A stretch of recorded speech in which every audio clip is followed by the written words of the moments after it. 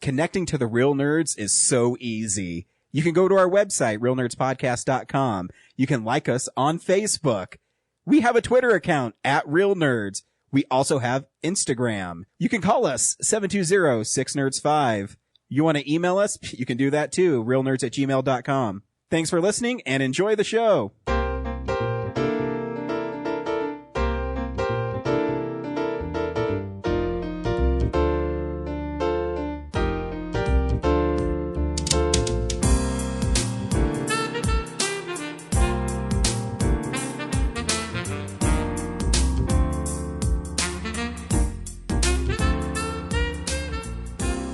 Welcome to Real Nerds Podcast, unofficially the official podcast at Denver Comic Con. Log on to denvercomiccon.com to get your tickets. We got an email that there is a very small amount of 3-day passes left. So by the time you hear this, they're probably not going to be available anymore. I'm surprised there were even any. Yeah. I think they released them. They, like they were sitting on a few? Because I know people have been saying that they've had that they were sold out. Good. But there's some available. Good. There's some available. So it is June 17th through the 19th at the Colorado Convention Center.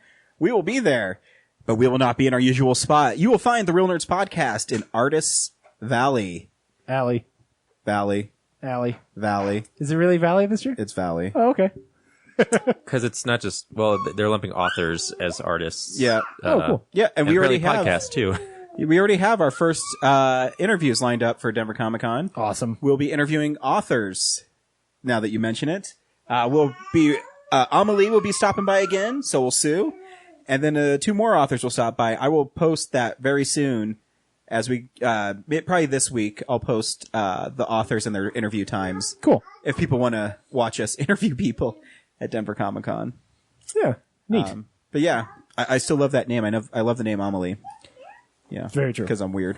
Yeah. Every week we go see a new movie and we podcast our experience of the world.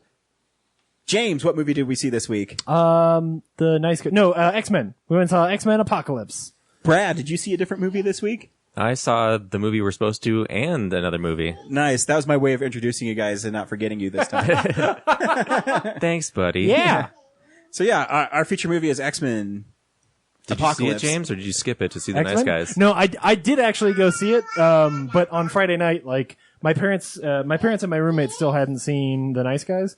And so when they got back, they were out of town for that weekend. So when they got back and they were like, "Oh, we're going to go see the Nice Guys on Friday." And I was like, can I go with you? Cause I want to go see it again. So yeah, I was really just joking that on Friday night I was at the Alamo seeing the Nice Guys again instead of X-Men. That's twice now. Like we've been in the theater together and not been. Oh, in the were same you there movie. for Lobster? Yeah. Oh, that's funny. I went in for X-Men because I got out of work early, and then I stayed for okay. Lobster, and apparently you were in there too. Oh, too funny. I'm sure it's happened more than twice, to be Yeah. completely honest. No news that Can you tell everybody what's your favorite food? say Pizza Kid. He always gets so shy on the mic. I know, he was just talking like too funny. crazy, and now Yeah. when I ask him to say pizza, he won't. Anyway, I did see it. Awesome. We also talk about movie news, comic books, movies that are coming out, movies we've been watching. We like movies. Some news. I said that at the beginning. Did you? Okay, whatever. Listen to what I'm saying. Can I Move jump along. in with a request from the fans real quick? Yeah, sure. Can No. we? No, okay. Are we gonna do fan news? Fan news? Fan mail? A request No. from fans. No, so our 300th episode's coming up pretty soon, next year. Yeah. Which gives you plenty of time. Oh, you mean a request to fans? Not Request to fans fans. are requesting something. Yeah, I know. No, that's what I Oh, meant. you totally threw me off. Yeah, so I've been going through all our old episodes to, timestamp and highlight certain special things Yeah. throughout our We're lineage. preparing because it takes us a year to do something special. Yeah.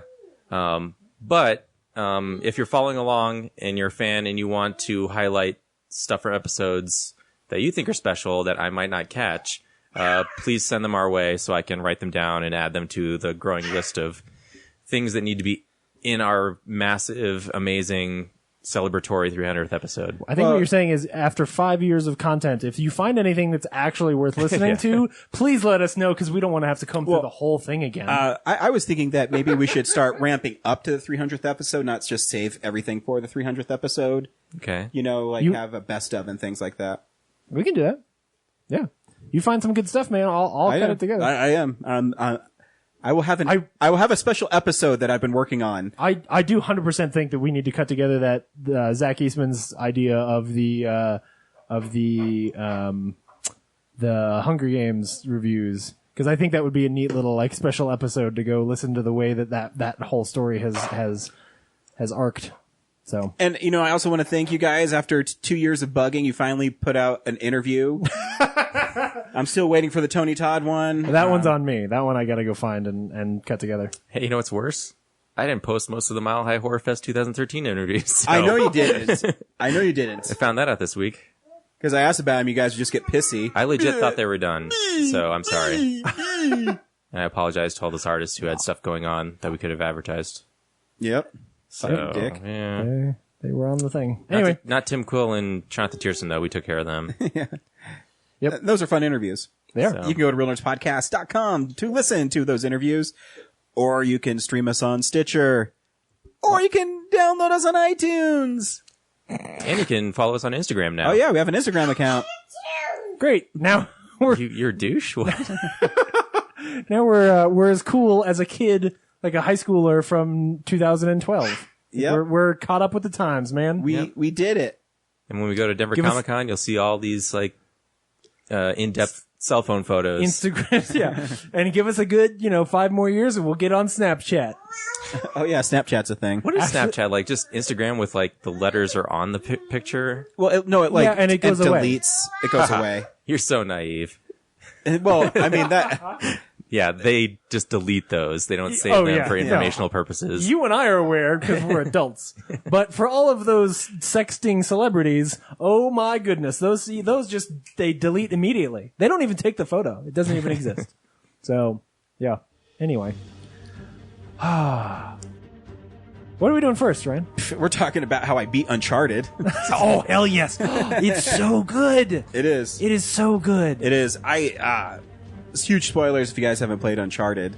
Yeah, I mean, seriously, just skip forward 5 minutes. Yeah, here's Nathan Drake saying something really cool.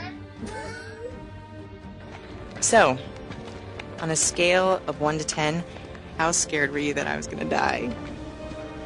4. 4? Yeah, why? A 4. Yeah. You were at least an 8. An 8? You were a total 8. An 8? Those Guardian things were an 8. Are you kidding me? Yeah, those were terrifying. What's a 10? Clowns? Clowns over my death? I hate Clowns? clowns. I hate clowns. Oh my word. You thought I was dead. No. No, you thought I was No, gone. Yes, no. you did. No, I saw had you you all shed along. tears. You shed a bunch of them. Tears? It was raining. No, it was not. You were unconscious and it was It raining. was totally sunny out and you were bawling. It wasn't sunny. You were unconscious. Whatever. I kept your tears in a jar. I have proof. I'll give you 5. How's that?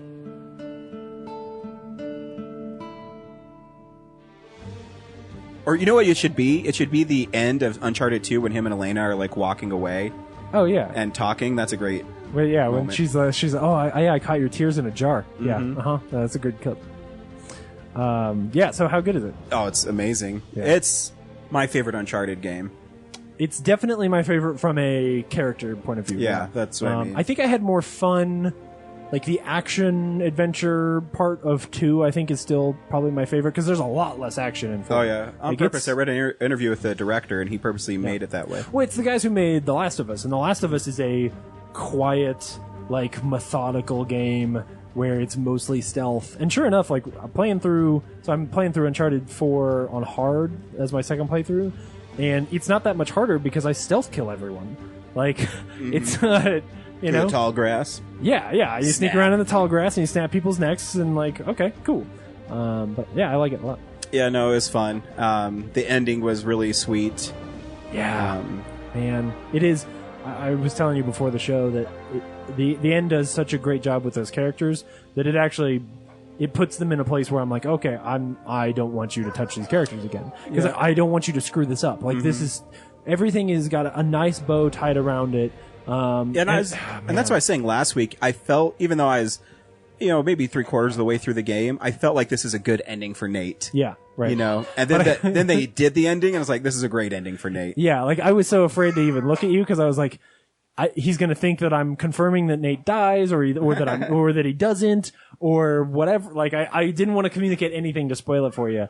But yeah, when that stinger happens and they come back and there's somebody playing not Banjo-Kazooie, Crash Bandicoot. Crash Bandicoot. I was like, dude. Yep. Yeah, it was so good. Yeah, it's fun. And like I said, I didn't trust his brother. And when I found out that story was bullshit, I had a feeling it was bullshit. Yeah, but that relationship is more dynamic than just a good and bad, right? Like, yep. Like No, that plays really well. Because he's still, that scene where, here's like great character moment. Nate figures out a way for them to get on the side, from one top of building in Libertalia to the other side, and his brother is stuck on the other side, and it's such a great, symbolism for where Nathan is, where he's with Elena, he's with Victor, and Sam's alone, and he says, no, I gotta go get this trophy. And Nate goes, well, I gotta go after him. Yeah. And yeah. And yep. I love, one of my favorite moments in the game is when, cause the way that they handle the game handles their marriage is so careful. And again, I've never been married, but at least from the way that those characters are written, it feels very realistic.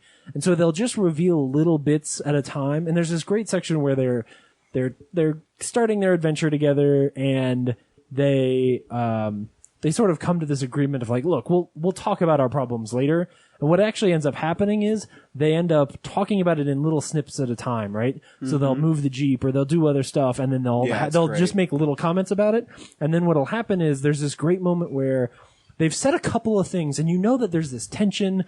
They love each other, but they're trying to navigate these problems. And then you start driving up the mountain, and all the sound drops out, and the music pulls in, and it just becomes this really scenic drive with these two characters that you really care about in this kind of awkward, tight spot. And it's just beautiful. Like, it's such a great moment, and there's no talking, there's nothing happening, there's no action, but it's just such a well-written little scene, that you can't help but love it, right? The only thing I miss from Uncharted 4 is the Uncharted theme. Yeah, well, cause it's there, but it's like, they mangle it a little bit, and it's not, it very rarely like comes through as a powerhouse of like, every game, the load screen has that. I mean, my ringtone's been that for like a year, but like, that dun, dun, I wake up to it sometimes. Like it's some of my alarm clocks are that theme song. It's great. But yeah, the game's awesome. I heard that they're releasing a bunch of DLC for free for it. Yeah. So multiplayer and also a story. Yeah, I'm interested to see what it is. So maybe it's their daughter, and you get to see why she's an adventurer. Or it could be Sam and Sullivan, right? Like that's totally a thing I'd be down for. Is like, go tell me some Sam stories, right? Like, take this character that you set up that I think you've done a decent job with, and then start fleshing him out, right? Especially because I think there is a lot more to do with Sullivan. I think he's, like that character isn't necessarily ever dead, or done. But I will.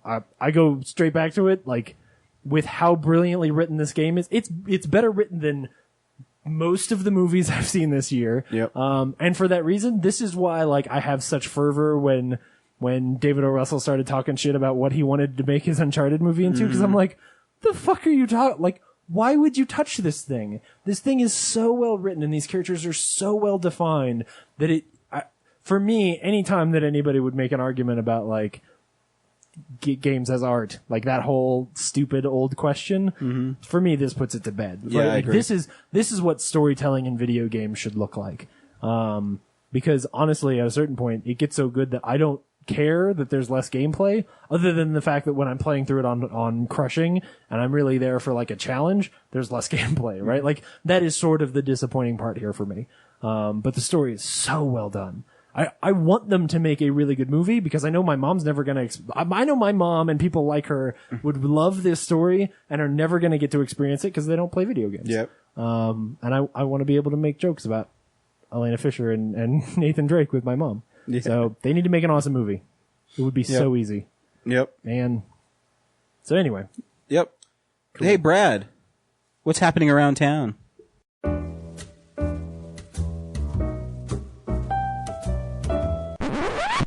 should we do mail? Yeah, we can do mail. Open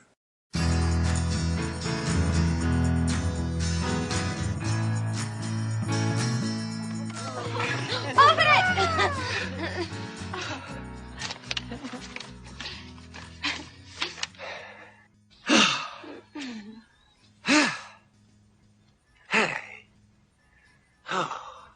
It's a 1-year membership in the Jelly of the Month Club. Oh, good. Clark, it's the gift that keeps on giving the whole year. That it is, Edward. That it is indeed.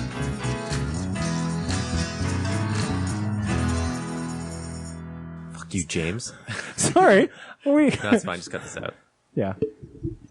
No, we're leaving it in. It's going to be all awkward and shit. Our favorite correspondent emailed us. Hi, long time no correspondence. Trademark Real Nerds. I still use that title. I apologize in advance for all of this. A lot of the blockbuster movies, this is from Cora, by the way. Yeah. A lot of the blockbuster movies and spoiler-worthy TV shows have got me thinking about the collective, our judgment of good and bad. I appreciate that you all strive to go into every movie experience wanting the film to be good, but in regards to DC and Marvel, also potentially Star Wars, is something destined to be criticized more because of what came before? Yes. I had an exhaustive, one-sided debate with my mother, where I believe that DC has a harder road ahead of them because they are trying to reinvent the wheel. I'm really looking forward to Wonder Woman because it isn't a story that has been done over and over. Marvel, on the other hand, is almost guaranteed success because those characters are still relatively new to most audiences. What do you all think? I mean, I think why Marvel is more successful than DC is because they've invested 13 movies into these characters. Right. And so it's just a continuation. And so once you have that built-in audience, they're gonna go. well, I think that to her point, it's more that it's hard, and I would agree with this statement, that it's hard for DC to get Batman and Superman movies or like a universe built on Batman and Superman built because there is all this weight of the many Batman and Superman movies we've had, right? Like people are used to those characters, whereas part of why Iron Man was fun for people was that, most people didn't know the story of Iron Man, right? So like in this case, she's saying she's looking forward to Wonder Woman because she's never seen a Wonder Woman movie. Marvel's working with a clean slate, whereas like Exactly. DC has like Superman is one of the AFI's top 100 movies of all time. Yeah, there's a lot of baggage there. yeah. So I absolutely agree that they have a harder road to ahead of them. The problem with that though is they've tried the easy road and they screwed it up, right? Like they tried to build this universe off of Green Lantern and they made a really bad movie. I'm just repeating myself to say that I always feel like that's the thing they should do. If Wonder Woman is great, Wonder Woman is the thing you should build your universe off of. I hope that they can find that character and do something that is unique and new. Suicide Squad, for example, is one of those. I think I went and saw Nice Guys with my folks, obviously, and the trailer for Suicide Squad aired, and they didn't know. It seemed like they were interested. They didn't know what the title of the movie was. Like they were like, "Wait, so it's called Suicide Squad?" Like I don't quite get this, Which, but it by seems the way, cool. is like I'm surprised that that's like a title that like marketing is okay with. Like it's got suicide in the title. Yeah, Like there's movies where like, oh, it can't be a dame to kill for; it has to be a dame to die for. yeah, And, true. Yeah. But I think it makes sense. Like what the movie is about, that's what it is, right? Yeah. Like they're Well, it's totally the villains who appropriate are, title. Yeah. I'm just surprised that it wasn't like debated hotly. Like, should we keep it Suicide Squad or should we call it it's like? got- it's got enough equity. I think it's I smart. think it has a lot to do with the tone. Yeah. And the marketing behind it, I think, is actually pretty ingenious with the fonts and the way it's presented and kind of that neon spray paint kind of look. Yeah. So it doesn't look like it's dangerous. I don't know if that's the right word, but Yeah, it's promoting it's- suicide. Yeah, like they're being playful with it, and there's Yeah. nothing suicidal in the trailer necessarily, Yeah. right? Like there's not a suicide joke, and then and suicide, right? Like, yeah. So anyway, I would agree with her that is part of DC's problem. Yeah, though, I think that it is there too, is a but- lot of. But at the end of the day, Baggage. if you tell good stories, it doesn't matter. I 100% agree. I 100% agree. The truth of the matter is that maybe the lesson that we're learning through this whole comic book thing is that it's not actually that easy to make a great comic book universe, right? It's why so many people have failed, and the majority of comic book movies have been relatively bad or get rebooted every 2 or 3 movies, right? This week is an interesting example of here's this thing that they just they probably should have rebooted at some point, and they also kind of did, but they're just trying desperately to hold this whole mangled thing together, and it surprisingly works most of the time, right? X-Men is a really good example of the entire, and also sort of started or was a part of starting the current trend of superhero movies. It's a really good example of how hard it is to actually do this thing, Marvel's very lucky that they've been as successful as they have been, and that the things they've done poorly get overlooked by the fans as often as they do. But yeah, the DC's got it kind of hard up, because nobody's going to go into if Batman weren't Batman and you didn't have the Dark Knight series and you didn't have so many movies and you cast Ben Affleck, no one would have raised a fuss, as an example, right? Maybe some they comic raised a book fuss fans. about Michael Keaton, so I think Yes, but it would have been among comic book fans. It wouldn't have been among the greater. wasn't there a story film the front page of the Los Angeles Times about how they couldn't believe Michael Keaton was Batman? Oh, Really? Well, there was no Yeah. internet then, so it was all print. So I think Yeah, every because Hollywood I remember magazine had the something making like of that. it on the Batman series Blu-rays talks about how people couldn't believe Mr. Mom was Batman. Yeah. Anyways, yeah, it's interesting. I think, again, I think DC's biggest problem too is their heroes are not as relatable as Marvel characters. Because someone like Superman is, well, he can do whatever he wants. Well, you can't relate to an alien and billionaire I have always and still agree with you. or an Amazonian ancient woman. Yeah, that's what I mean. So you have to make the characters relatable, and Which and foreshadowing to something later, they also part of that is that they need to be vulnerable in some ways. Exactly. They have to actually get defeated every now and then, especially when they probably deserve to. Yep. So anyway, next topic, television is no longer good. It's just addictive. Yes, I keep up with Game of Thrones and Silicon Valley every week, but for the most part, everything gets binge-watched when available through various streaming services. true. The shows on network television that are lasting 4+ seasons are pretty brainless, where really quality shows, Agent Carter and The Bridge come to mind, are being canceled. Your thoughts? I agree. I don't... there's one show I actually watch every week, and that's The Walking Dead and American Pickers. But I also DVR them. I never sit down and just watch them, Yeah. Yeah, I don't have cable, so all I do is binge watch discs and Netflix. Yeah, I think it's a couple different, there's two sides of this. I think the binge watching, the way that people consume their television is a separate conversation. But from whether or not TV is bad or good right now, I actually think that TV continues to be better than it has been, better than it was when I was a kid, better than it has been in the past. There's definitely still some stinkers. And yeah, your network TV is generally pretty lame. Because they're still pandering to those older audiences and people who are watching TV in that same sort of way. But at the same time, there's a lot of stuff. Stuff like The Bridge and, what was the other one that she mentioned? Carter. Agent Carter just wouldn't have been made back in the day. Agent Carter's actually pretty similar to maybe your, Clark and Lois or something like that. Lois and Clark, but, The Bridge just didn't get watched. So Yeah. it's hard to necessarily blame that, because there are really great shows that do get, that haven't gotten canceled. Justified, for example, ran for a full 6 seasons. Fargo is doing really well, and that show is getting renewed, while at the same time, True Detective is probably getting canceled. Thankfully, because that show was never good. So I don't know. I don't think that all things are maybe as bad as this makes it sound. There's still really good TV out there. It's just, You got to find it. Yeah, you need to have somebody really good who likes TV tell you what stuff is good. Go watch Preacher. Don't watch Preacher. No one should watch Preacher. But Preacher's really good, guys. In regards to comic books, which haven't been touched on as much lately, you should try out House of Penance. It's great if you like Lock and Key, James. Ooh. Centers around a construction of the Winchester House, also from Under Mountains. This one is described as a comic style of Game of Thrones with murder, mystery, and power struggles, but more Middle East and Native American influences, less medieval times. Huh. Otherwise, we pick up every new saga in East of West trade and single issues of Wicked and the Divine, which are excellent. Sorry for the rant and have a great show. Cora, your faithful listener from the Pacific Northwest. Cool.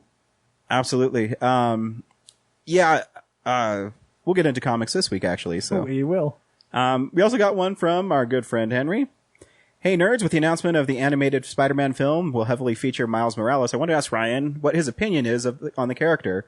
I haven't read a ton of Miles Morales, but I've picked up a few issues here and there. I like the character a bit and usually have a fun time reading his stories, but I'm certainly no expert on the character. So if Ryan had an opinion on the character, I'd be interested in hearing it, and if he had any recommended reading for the character, I'd appreciate it, as he is a character that I hope that I would like to read more. Thanks, and I hope you enjoyed the movie this week. Miles Morales is a fun character. Because originally his big hook was he was half Puerto Rican, half black, and which isn't a character trait, by the way. It isn't, and that's mainstream news media is latching on to who he is. The real thing that's great about Miles Morales is he's a gifted kid who happens to get accidentally bit by a spider that was part of the experiment that bit Peter in the Ultimate Universe. So he has different powers, though. He can actually camouflage himself. He also has stingers in his wrists. And he's actually grown into a really confident Spider-Man. Mm-hmm. If you're asking me a good one that's Miles-centric, maybe the first few issues with him in it to get the idea of who the character is. But then after that, I think Spider-Man, where Peter Parker comes into the Ultimate Universe, is really good.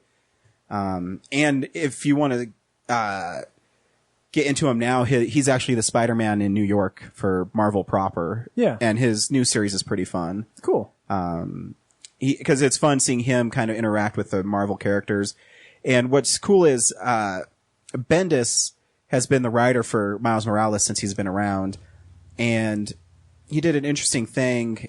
The only thing I will say is that I don't like that he's in the Marvel Universe, and they did this event called Secret Wars, where basically they just wiped out the Ultimate Universe and it blended into the Marvel Universe. That's a short version of what happened. Yeah. But he had a great story where his mom was murdered by Venom, and he went, crazy, and he was going to kill Venom and stuff. And it's a great story. But in this new Miles Morales, his mom's back. Oh. So kind of lessen the there's impact a cop of out that. there. Yeah. Shoot. But that's fine. But is it like the regular universe version of his mom? So like, no, it's interesting. Well, he went and fought in the Secret Wars. Secret Wars is convoluted. Basically, what happened is the two worlds merged. Dr. Doom became a god, and he reshaped people's memories to make them think that he's a god. And when they defeated him, that sounds familiar. Yeah, it kind of went back to normal. And okay. And so, is there a 616 version of Miles Morales? Yeah, he's in the 616 now. No, I mean like a right? Because the Ultimate Miles Morales comes over to 616. Yeah. What happened to 616 Miles Morales? Was he never born? No, there is one, but you read Spider-Man. Okay, all right. He's mentioned in it, but is it like the one where they meet and he he totally chops the other version of his head off and he becomes more powerful? That'd be awesome. Yes. Awesome. A Highlander? Yes. Well, I mean, the one is basically Highlander, only with dimensional. So sorry, I'm trying to think of. I would definitely pick up his new series because it just started. Yeah, that's a good jumping off point. The first trade with him is really good, and the one where his mom dies is really, really good. Cool. But he has a great story because he also tries to hide being Spider-Man from his girlfriend, and it's always a great idea. Yep. It usually works out well for Spider people when that happens. Relationships based on lies and deceit, always great. So yeah, it's basically Peter Parker still in high school and college years. Obviously, he's a way different character, but it has that same feel where Right. it focuses more on the soap opera aspect Sure. than it does of him punching a villain. Yeah. That's cool. It's fun. Yeah, he's a cool character. So I've said it a few weeks ago. If they're going to make a Spider-Man animated movie, they should make it with Miles Morales so you can differentiate the two. Cool. And that's what they're doing because they listen to my show, obviously, and think I'm full of great ideas. Cool. Speaking of comics, this is a comic book you should read this week. Truth is, I am Iron Man. Am I going? Because I actually read this comic? Yeah, that's what, because you mentioned it. Yeah. So, they're doing this thing where they relaunched, a bunch of the Marvel Universe. And so there's a Captain America, Steve Rogers #1, because there's two Captain Americas right now, because Sam Wilson is still Cap. And it turned into this thing. The only reason I ended up buying this and reading it was that it blew into this big thing, because there's this spoiler at the end of the book where they reveal something that I'll get to in a minute about Captain America, and it pissed people off. And as people were like talking about it on the internet, I was like, oh, this is funny. Like, there are these funny animated GIFs, and I was like, whatever. And I was curious, and I went and read a little bit about what the story was, and I was like, oh, that sounds kind of cool. And then, like, as the week progressed, I started seeing, like, the vitriol get higher and higher. And before that, it was just like, oh, okay, you guys are all just a part of their marketing, because, like, you make this reveal and you write it this way because you want it to get news so that people will come read your book, right? Brilliant. But it got to a point where, like, I started seeing people say, like, oh, Nick Spencer is from Hydra, and they're telling these stories. Oh, my kid's got Captain America on a poster on his wall, and what am I gonna tell him? I was like, dude, I'd tell him that it's comic books and that Captain America's cool. I don't know what you're worried about. Like, what is the problem here? But when people really started, like, dragging Nick Spencer through the mud, that's when I was like, okay, guys, y'all have crossed a line. And I've met Nick Spencer. We almost got him on the show last year, but there were some scheduling issues. He's a really nice guy and a really great writer. I've said both good and bad things about him on this show, because I think if you go back to early episodes, I talk about, hey, you should read Morning Glories. And then probably 2 years ago, you'll hear me say something about, like, hey, I stopped reading Morning Glories because I got really bored and it's sort of meandering and I don't know where it's going anymore, and he sort of lost me. But I always thought he was a really great writer, and so when I saw his name on this thing, I was like, oh, okay, cool. So, you should absolutely go read Captain America Steve Rogers #1. It's a fantastic issue, and Nick Spencer is honestly kind of killing it on this book, because for me, the tone and the themes are really what makes, we sort of talked about this back when, somebody had asked about, like, why the Civil War movie was a Captain America movie and not an Avengers movie, and it's because the tones, the themes, these questions about authority and all of that stuff, that's all what Steve Rogers is about. And in the same way here, like, what they're talking about in this book, it needs to be Steve Rogers. It can't be, even in this case, Sam Wilson. Like, these questions are the kind of thing I want to hear Steve Rogers comments on. And so what the story of the book is that, the setup here is that he had gotten older, he had lost his powers because of something or whatever, and he has this interaction with this sentient version of the Tesseract, the Cosmic Cube, and it gives him his powers back and makes him young again, right? It's basically like, hey, here's a really cheap trick to make him, young again so that we can reboot this character some.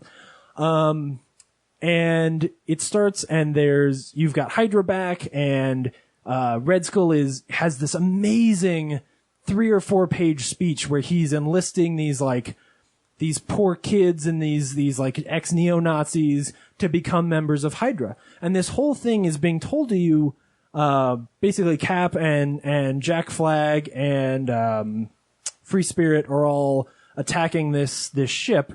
They're attacking this train, and the train's being driven by this kid who's been following Red Skull.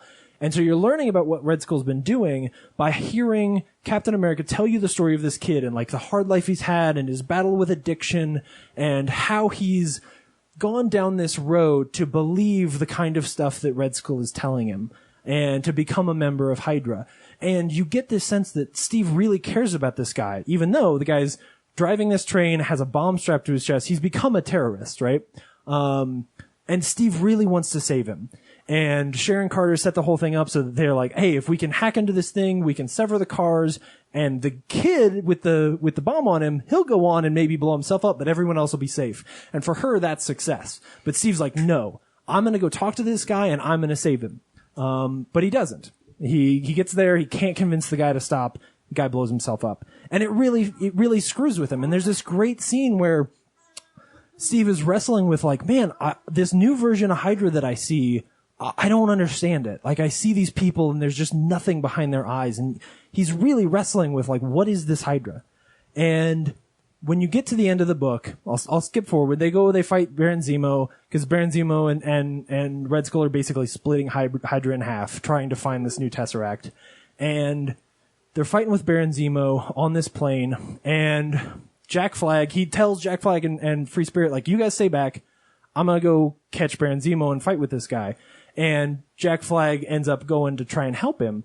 And when he gets there, Jack Flag saves his life, and then Cap has this sort of monologue about, sometimes you see an opportunity to be a hero and you take it, and this is why you do it, and blah, blah, blah.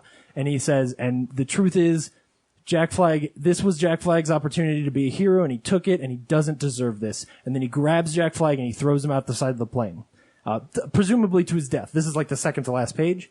And then he walks to the front of the plane where Eric Selvig is sitting there. He's been captured by Baron Zemo. And he looks at Eric Selvig, and Eric knows where the Tesseract is, and he says, "Hail Hydra." And that's the big twist, right?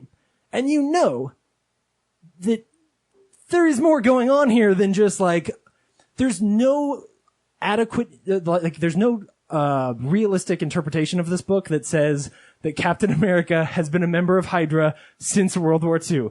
It's just not realistic. No one should read this book and find that. If so, you weren't reading the book. And here's why.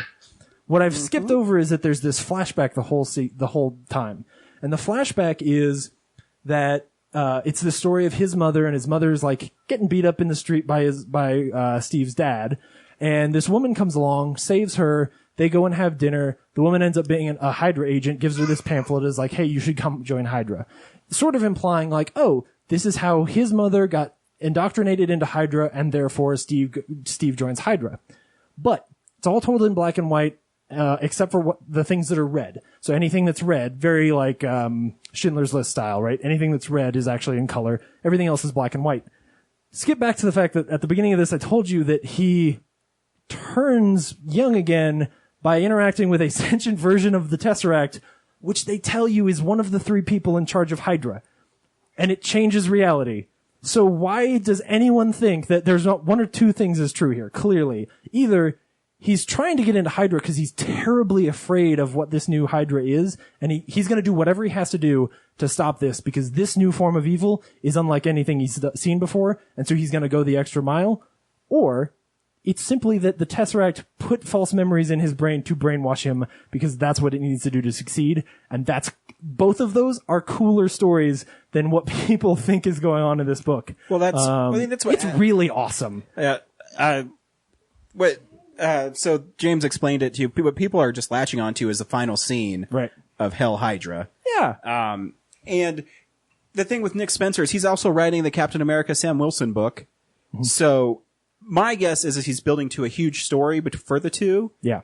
And it's eventually they're going to be like Captain Americas. Yeah. And what I always think too, and what our good friend Andrew from the comic store says, if you don't like the comic story, wait 5 years, they'll change it. You don't have to worry about it. Right. But I want to see them try something new, and that's fine. And so what I was alluding to early on is that even if it were true, right? So let's say that Red Skull or this new Tesseract has brainwashed him. That's what I want, actually. I want him to be vulnerable to that. Like, I want him to have those issues.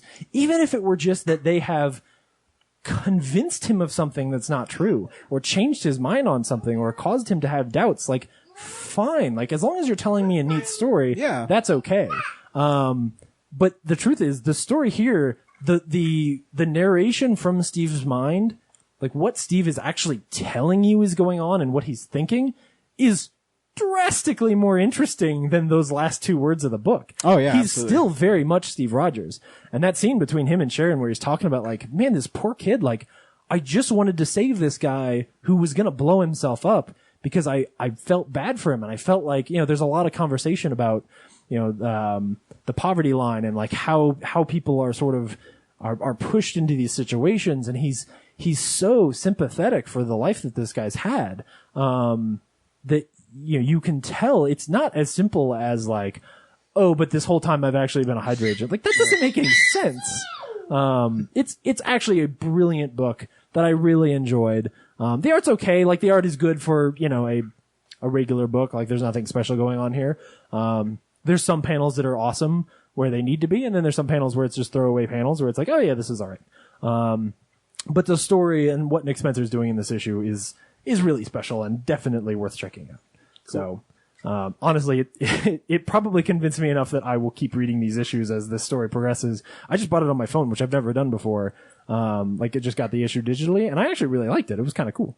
So anyway, that's what you should read. Go to Colorado Coins, Cards, the Comics, and pick up Captain America #1. Well, the other big reveal too is DC revealed the Joker's identity. Oh, really? Or did No, they? I didn't catch that. It's so Jeff Johns, who is like DC's story guy, said in Justice League 50, because the New 52 is ending and they're rebranding DC with their new logo, to go back to, so in 2 months, I think it's back to Detective Comics like 897 or something. Sweet. So they're going back to original numbering. Oh, right, because when they did the New 52, they wiped away all the big numbers. And they changed the characters. I think if you go back to like episode 3 or 4, we even said, guys, don't worry, they're gonna go do that. Yeah. So Batman sat down on this Mobius chair. I didn't read the Flashpoint issue where he did this, but he asked, the chair is all powerful, and he asked, Mobius the living vampire? No, that's Morbius. Okay. So he sat down, he said, "Who killed my parents?" And the chair answered, you don't hear what the chair says, but Batman says, "Yeah, Joe Cool, I know, blah, blah, blah." And then he says, "Okay, well, who's the Joker?" And Batman says, "No, that's not possible." And so it cuts to Justice League 50, and Batman says the chair told him, he's talking to Hal Jordan. It's Clark Kent. And he said, the Joker isn't the Joker. There's 3 of them. Because if you go through Batman's career or years in comics, sometimes he's funny and like just a prankster. Other times he's homicidal. Other times he's just insane. Yeah. So the chair told him that there's 3 of them. And so the big story now is he's going to investigate and see if he can find out if there's more than one Joker. I know. He's just sitting there smacking his head against the table. So, and then he's like, oh, that hurts. In a way, it's an interesting story. Another way, I don't like Jeff Johns that told me that they're going to tell you who the Joker is in this. And then they're just like, meh, it's like 3 panels. And it's, oh, he's 3 guys. Yeah. Hey. He's really hitting his head hard. What are you doing? Man. I always like the idea that Joker doesn't have an identity. Like, he's just chaos. Yeah. Yeah. He doesn't And so, order. I mean, I really like Snyder's take on him, because he had this cool, I think it was, an Endgame where it was maybe the 4th or 5th issue. Batman found a picture that was 100 years old and the Joker was in it. And so he thought maybe the Joker was really old and he maybe was in the Lazarus pit or something and kept on coming back. And that's why he thought he might be. Maybe he's insane because Killed him. he keeps coming back. Yeah. Yeah. So, but that ended up just being the Joker being like the Joker. Yeah. And, he's just gotten really good at Photoshop. yeah. Yeah. So it's interesting. I mean, and when the Joker comes back, I'll read Batman again because I think the Joker stories are really interesting. Sure. And we'll see. So Interesting. Why'd they change the logo? Just to, well, it's part of like the whole DC Rebirth thing of, scrapping the New 52 lineage and going back to basics, I guess is what they call it. So they're like Is it really like- embracing a more fun DC universe. Has the New 52 been like a failure? Is that what it is? Or is this just the new... the like- characterizations of them, people did not get on board with. Some of them they did. okay. People really liked, like I love Batgirl. Because they didn't change. Oh, yeah. But they didn't change Batman very much. Yeah, and that's Yeah. why it was like one of the most successful ones. Yeah, so he's successful. Superman, I was reading Newsarama. He's a bully, apparently. Yeah, they killed him though. Like he died, spoilers. He dies in Rebirth or Superman something. And so so the real Superman is back. So basically what they're doing is they're wiping the New 52 away. And the big reveal in Rebirth is, I didn't read it, but is Dr. Manhattan created the New 52 from the Watchmen. Oh, is that why okay. So- Gotcha. And that's why cause I saw like a comic where somebody had made, it was Dr. Manhattan sitting on Mars and it was like 4 panels long and then the very last one was he says, Hail Hydra. Yeah. And I was like, what the fuck does Dr. Manhattan have to do with this? So my guess is they're gearing up for maybe a Justice League versus Watchmen kind of story, which is cool. But I mean, whatever. I didn't know Dr. Manhattan was that powerful, but Yes. basically DC Dr. Manhattan Dr. Manhattan is a Tesseract as a living person. Yeah, so basically DC liked some of it, so Batgirl's going to kind of stay the same. Batman never changed. The Superman people weren't really on board with. Wonder Woman, some of people liked. So they're kind of just going Are they back. taking her pants off? Because if they don't take her pants off, I won't read the book. I mean, really. So people are kind of going Pants? back to what DC is popular for. Yeah. Kind of revamping Harley Quinn again. I don't know why. She's probably their most popular character right now, but so they're kind of revamping it. And yeah, If by revamping it, I mean going back to what made them successful before. Are they just as a nerdy question? You said that they're going back to whatever, like number 898 or whatever.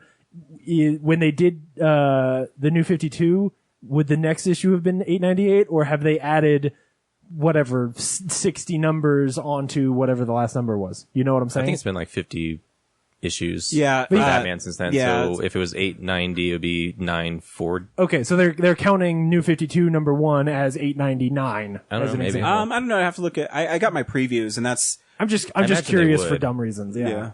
But yeah, they're going back to what they should have. That's what I would do, just because when you have numbers that big, I would want to get as close to 1,000 as I can. Well, that's the thing, because too, 1,000 will is- sell a lot of issues. And that's the one thing that made me mad about Marvel is so Spider-Gwen was launched a year ago with Yeah. issue 1, and issue 6 was the last issue of this current one, so she's back to like issue number 6 again.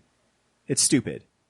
So because they did Secret Wars, they renumbered all their issues back to number 1. Oh, I see what you're saying. So Yeah, it's obnoxious. So I don't know why they're trying to bring new readers in, right. but if you see Spider-Man, you're not going to care. Like a casual reader's not going to care if it's issue 587. Who gives a shit? If you see him fighting Dr. Octopus and you like Dr. Octopus, you're going to get the issue. Yeah. Yeah. If anything, what they should do is they should keep the numbering the same, and then just like make the numbering for the story series bigger, right? Yeah. So if it's, hey, this is the Rhino story number 1 of 6, make that bigger than the number of the actual well, they issue. used to do that. Marvel used to have, when they relaunched Spidey in Yeah. 99, it would say like Amazing Spider-Man have 3, and then it'd be like 437. So Right. you see 3, and then 437 would be right next to it. Right. Nightfall and No Man's Land for Batman. Exactly. Yeah, like that way you're capitalizing on the marketing of like, hey, this is issue number 1. This is a story you can get at the beginning of. Like, if you're walking through a grocery store on vacation, this is one you can pick up Exactly. and enjoy, kid. But at the same time, still for the fans who are reading it every week, be like, hey, this is really this issue, and it's a part of something bigger, you know. Also, the new logo, because apparently there's a DC Films division of Warner Brothers now. So since Jeff Johns has taken over creative control of the films Yeah. from now on, so they wanted to create a logo for that, and it drops down through all the comics and stuff. So So are the movies going to change their DC logo? yeah. Okay. So that little page peel in front of like Oh, maybe all the that's why, movies. because the page peel feels like a comic book, and if they're making movies, maybe that's the branding idea. Is like, we want this to be more universal than just issue. I don't yeah, know. like I've always thought the page peel design, like it only works as a 3D graphic, and that's hard for like printing just on black and white, like documents, contracts, and stuff like that. Sure. It's hard to get across. So I don't know. I looking at this one, I'm like, this looks like a bland, like, I think they should have made the ring a little thicker and maybe put the stars in it, so it's at least got the new DC like character font, but it still harkens Yeah. back to like the bullet one. it's But just so I was annoyed generic. at first, but if you look back at like the 70s, they changed the logo like every 2 years in the 70s. So Oh, it's, yeah. I'm not Yeah. that like, I guess that's just kind of how Yep. they work. But I always liked obviously the bullet one, and then the one they did like 2005 with like the 1 star in the swoosh. Yeah. Oh yeah, that one's yeah, cool. like those two Yeah, I I thought like were that the one. best ones. When you say the bullet one, you mean the like 4 stars? Yeah, 4 star. Yeah, that's okay. what other people called it. Yeah. Oh, okay. So Cora, I hope you liked our 40-minute comic book section this week. Brad, what's happening around town?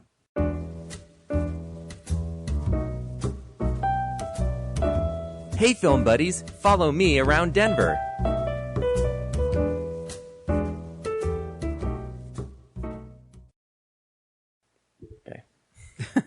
I had a thought before. We're waiting to follow you. Here I am, following Brad. Okay. So, Film on the Rocks still going on. Although, so Big Lebowski is this Monday. Cool. But I think the episode's probably going to come out after that. So look forward to Citizen Kane next Wednesday. Because Monday's tomorrow. Yeah. And that's the 75th anniversary party of Red Rocks. So there'll be a ton of special stuff going on. Oh, cool. The drive-in is still doing Angry Birds, Miracles from Heaven, and Huntsman. So, okay. This could be a low attendance week. Man. Yeah. A lot of winners there. At the Bug Theater this weekend, June 3rd through the 4th. Hopefully this episode comes out before then.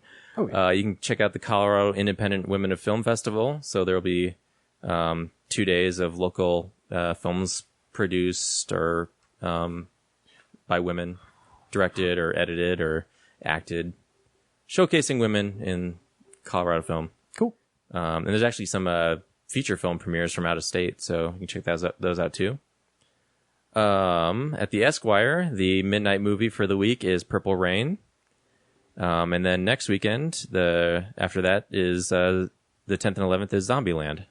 Ooh, cool. So they're doing that as midnight. I haven't seen that in a while. Yeah, I haven't either. I need to watch that movie. Yeah, and then if you're at the Esquire, for the rest of the week, up until June 3rd, Video One next door is the last mom and pop video rental store in Denver. Yeah. They're going out of business, so they're selling a bunch of their Aw. stock and posters and movies on DVD and Blu-ray. And Can you still get a copy of our Blu-ray there?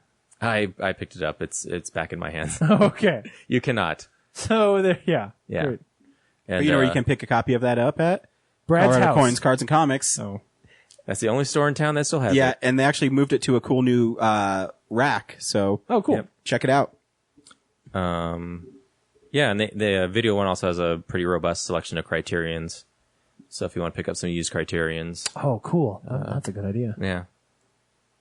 That's it for now. Sweet. Cool. Hey, real news.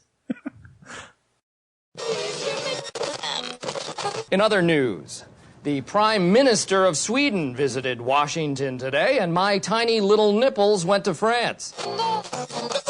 I want you to get up right now and go to the window, open it, and stick your head out and yell.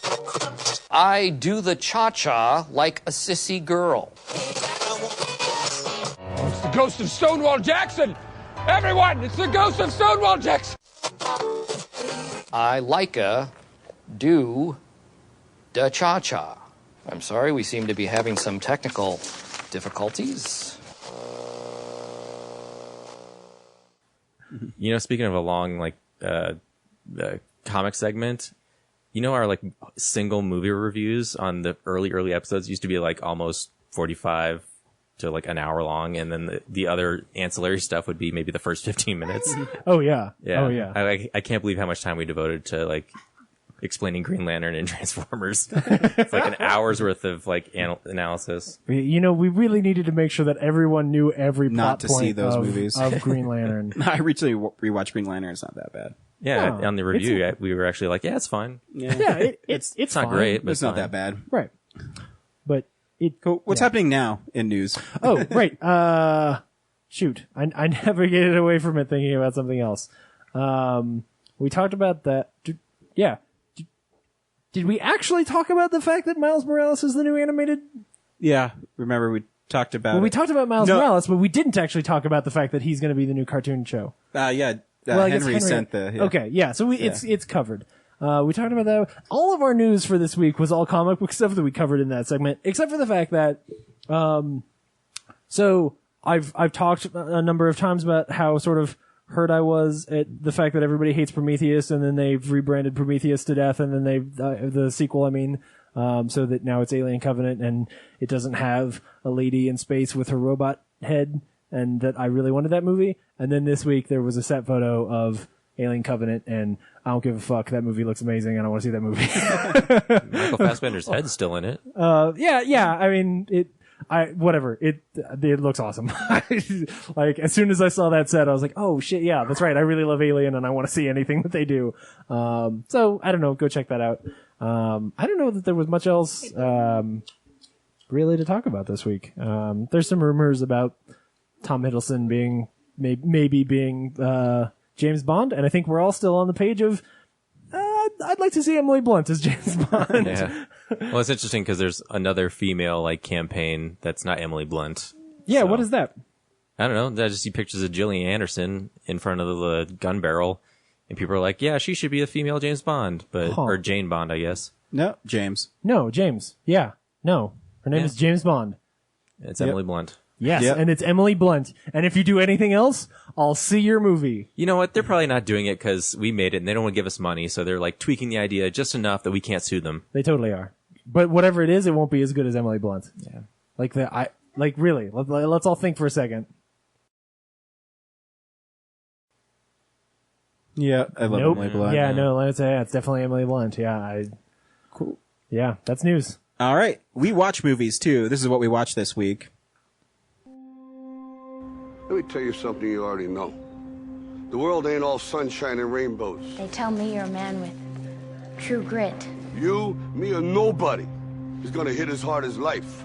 Mark! How about now? You still wired in? I'm looking for the man who shot and killed my father, Frank Ross, in front of the Monarch boarding house. The man's name is Tom Cheney.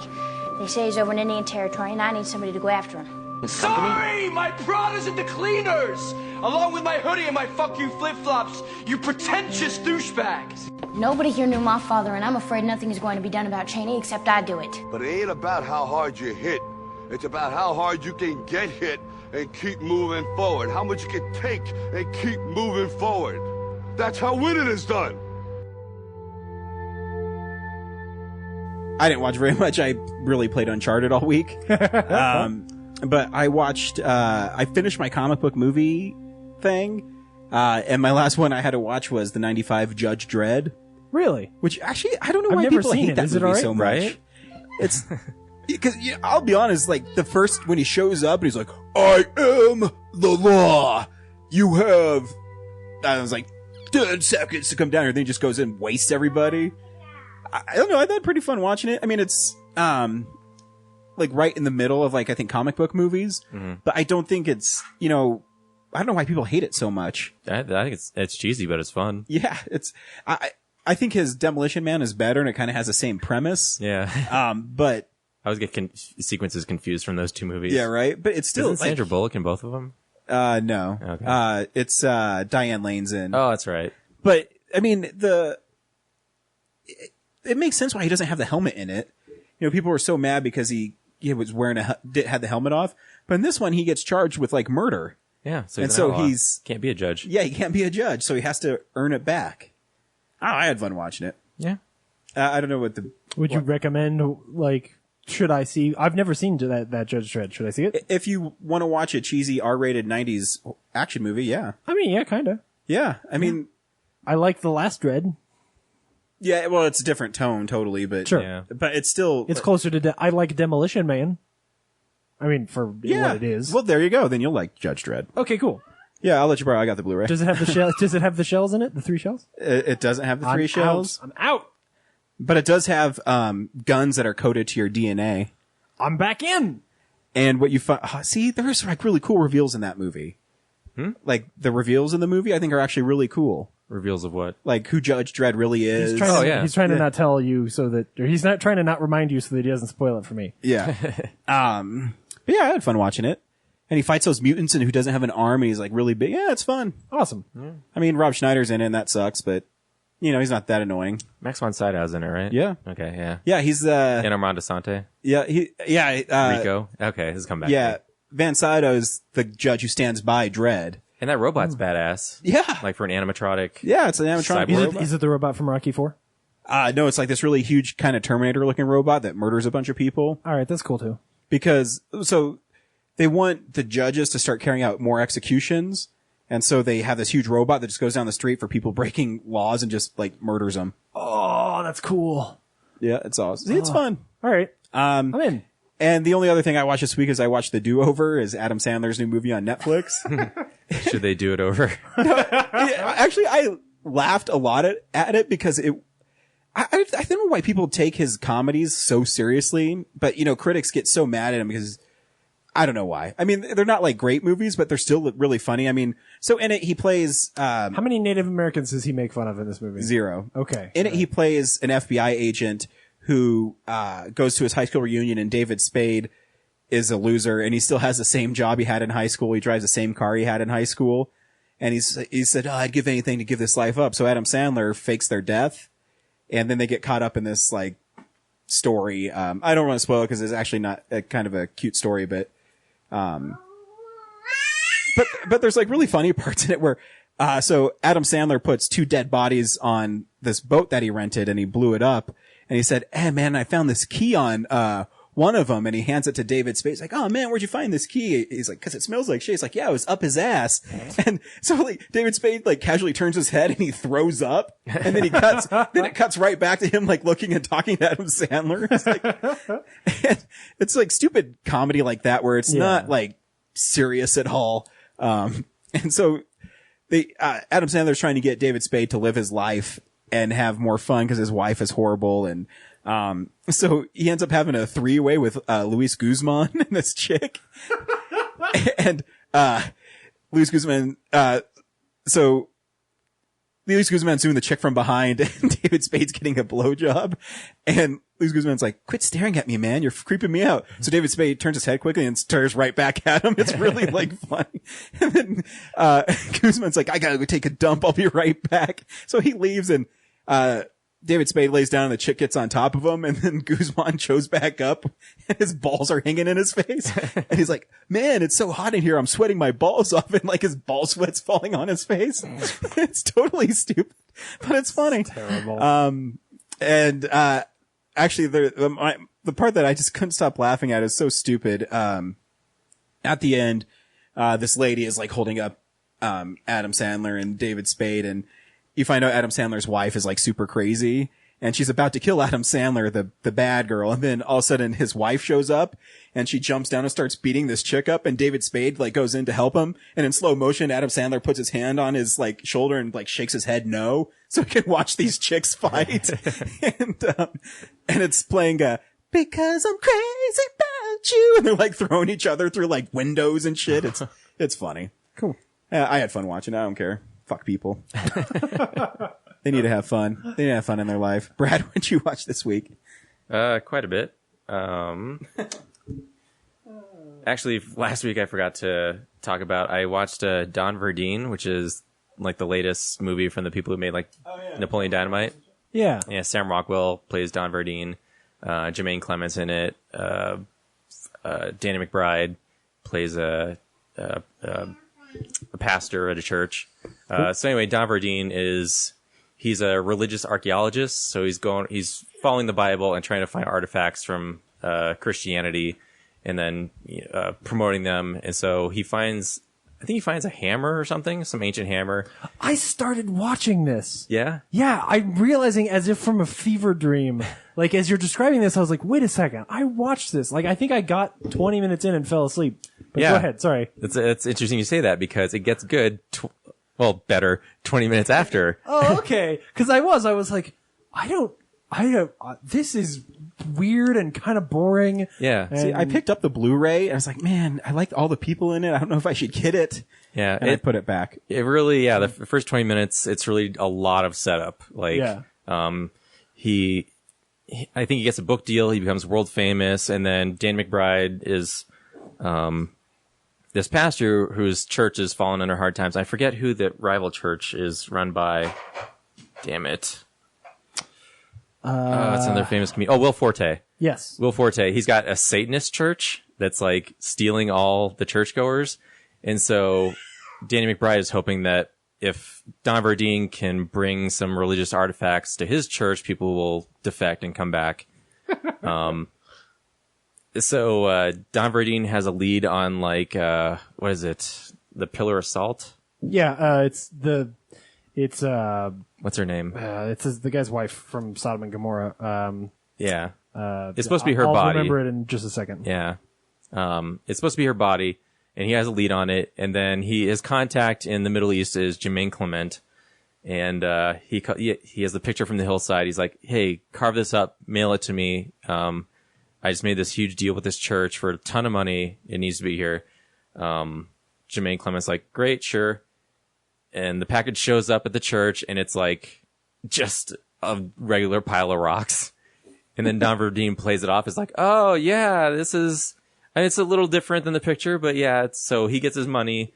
Everyone believes it's the pillar of salt it's supposed to be. And then, Danny McBride's like, okay, cool. What's your next thing you're going to bring? You're a full-time archaeologist in my church. You gotta produce. So, I think the next plan is to find the Holy Grail. Okay. I forget what the middle one is.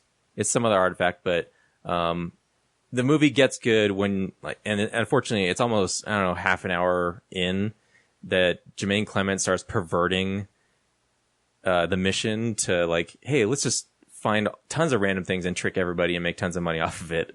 So, he makes all these promises to like this Chinese billionaire investor, like, yeah, we'll find the Holy Grail. And, eventually he's like holding people at gunpoint, kidnapping people, just like further this lie. So everything after Jermaine Clement becomes like a main character to the plot. When he teams up with, Sam Rockwell, it gets really funny because it's just so off the wall. And then Amy Ryan is, Don Verdeen's, secretary, and she's like straight arrow, like, hey, you shouldn't be doing this. And, like at one point she gets hit with a rock in the chest, and,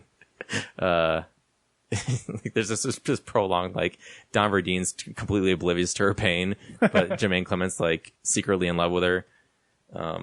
Yeah. Would you recommend it? Just as, or I don't know if I'd differently, watch it. would you recommend that I continue watching it from 2 months ago when I started it on Netflix?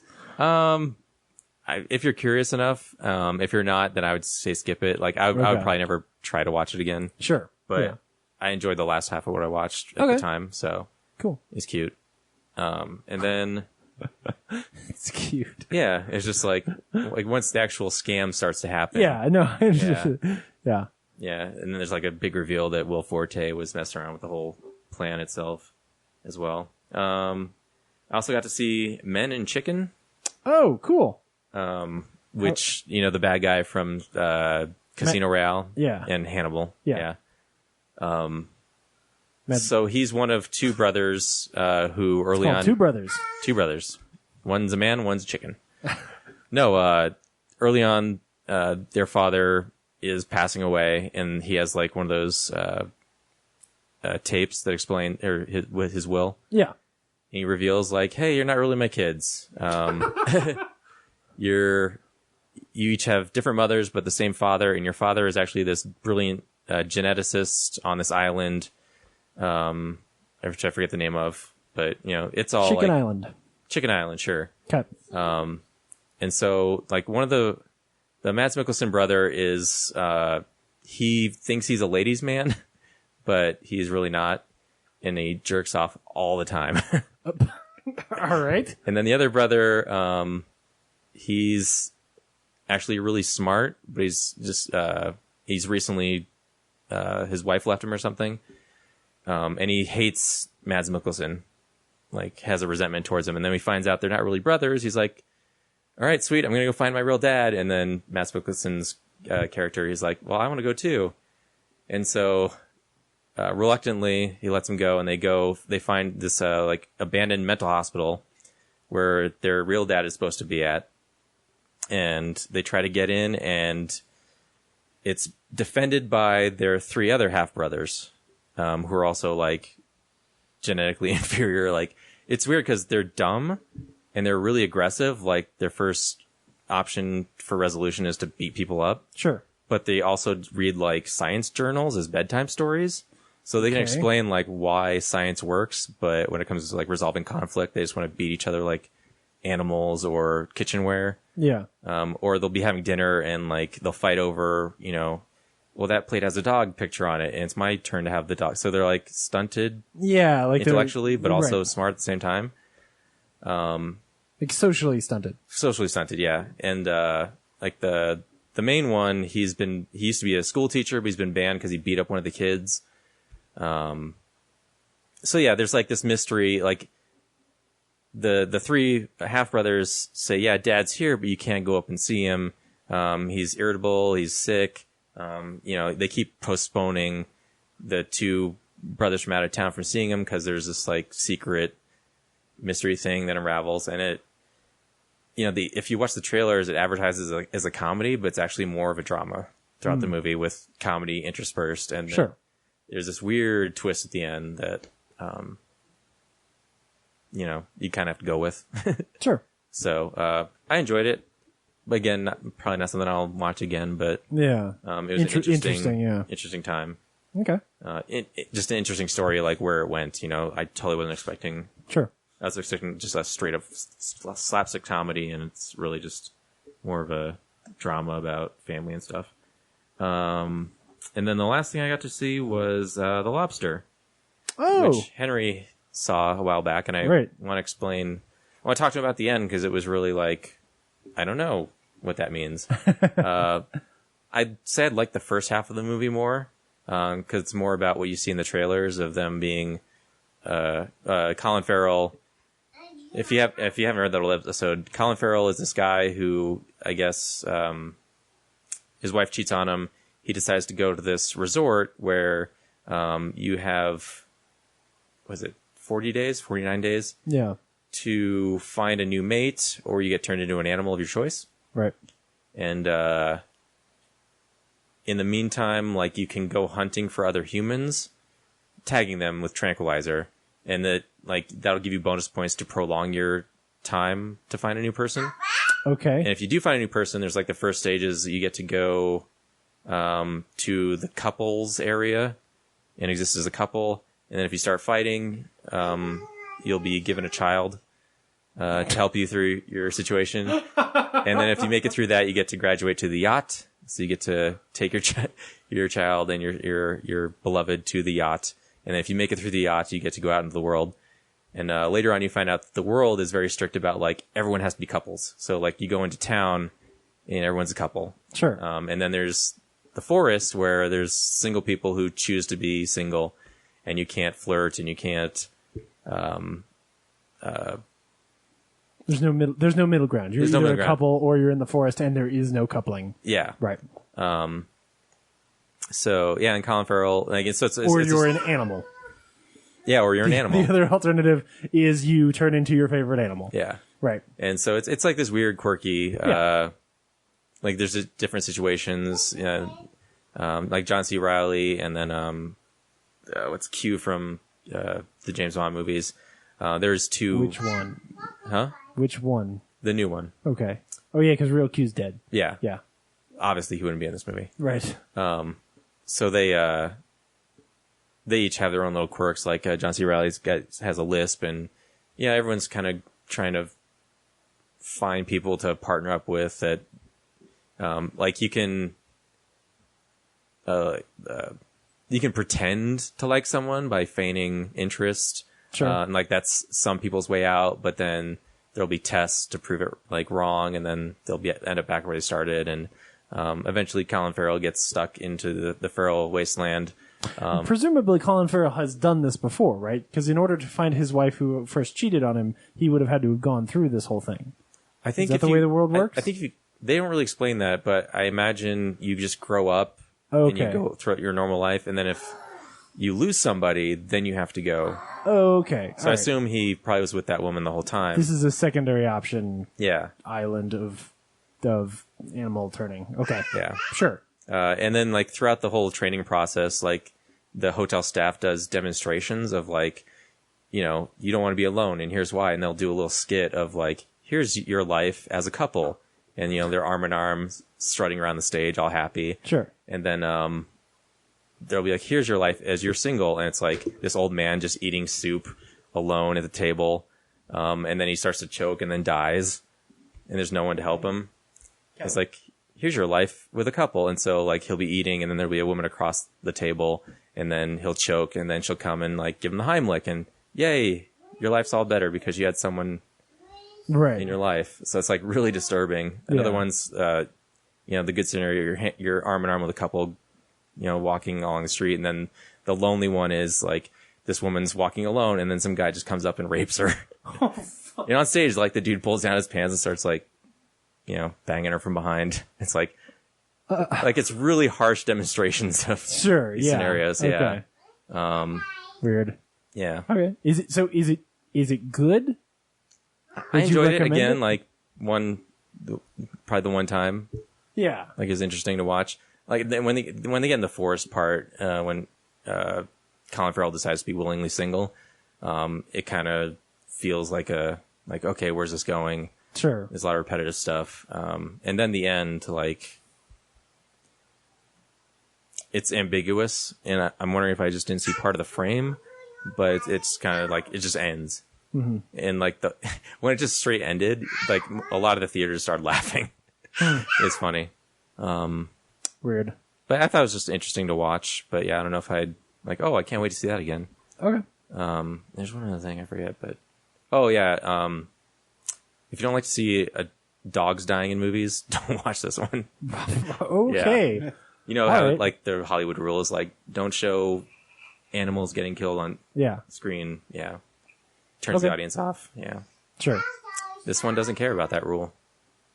Okay. Yeah. Interesting.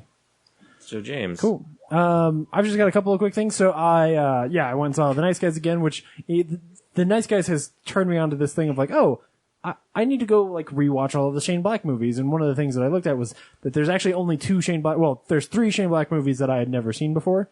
So this week I bought all the Blu-rays of them and will work my way through them. This week I got a chance to watch The Last Boy Scout.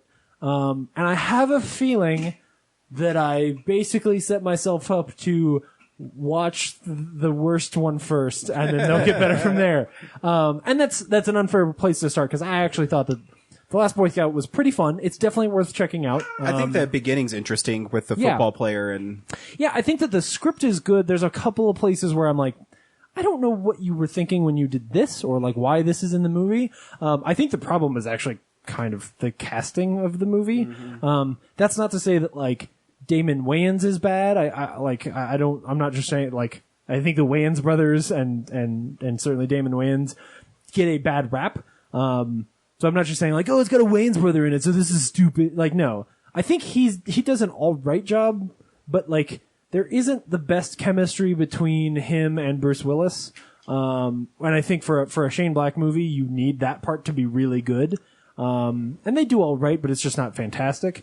The guy who plays Milo is really bad. He's one of the villains, and he's this guy that you've seen him plenty of times before. Usually he's kind of funny.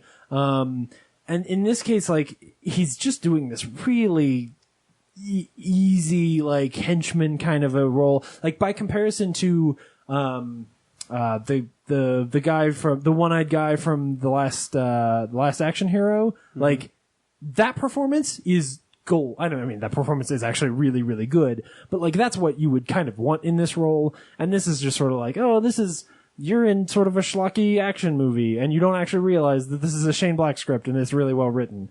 And it is like a lot of the dialogue in there's these great scenes where like Damon Wayans and Bruce Willis are fighting and you're building their characters and their relationship and it's good. But there's just stuff that's not done as well.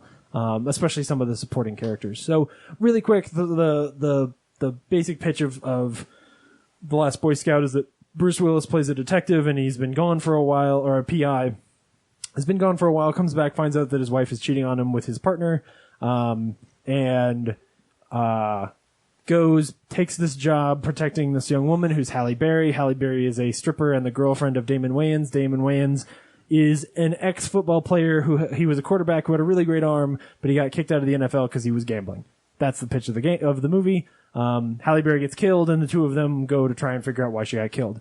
And like, it feels like a lot of the same things from other Shane Black scripts, only in this case, all of those puzzle pieces that make a Shane Black script, the two dudes who are forced into this relationship, the sort of, big conspiracy plot that's going on. All of those parts are just the lesser of the other movies he's done, right? So it's all there. It's just not as awesome as it has been in other movies.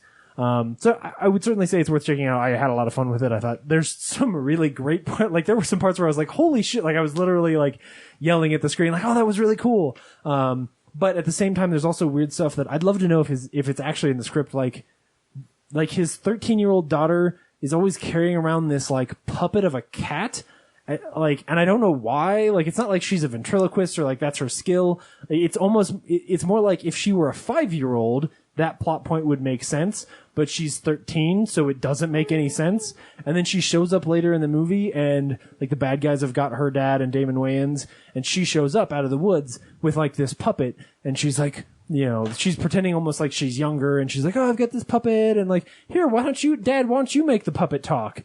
And like, Bruce Willis does this little bit, and then they reveal like that the daughter put a gun in the puppet and he starts shooting people out of the puppet. Like, so he's shooting, there's this, that part of it's kind of cool. Is like, here's Bruce Willis running around with a big puppet of a cat on his arm, and and there's a little bullet hole out of the end of it, and he's shooting people in the head with it. Like, that part of it's funny, but the setup is so forced in a way that I wouldn't expect out of one of his scripts. But of course, you know, it's an earlier version, right? So it's just awkward. And then the other thing that I wanted to talk about was that I watched the first episode of Preacher twice this week. So that's real.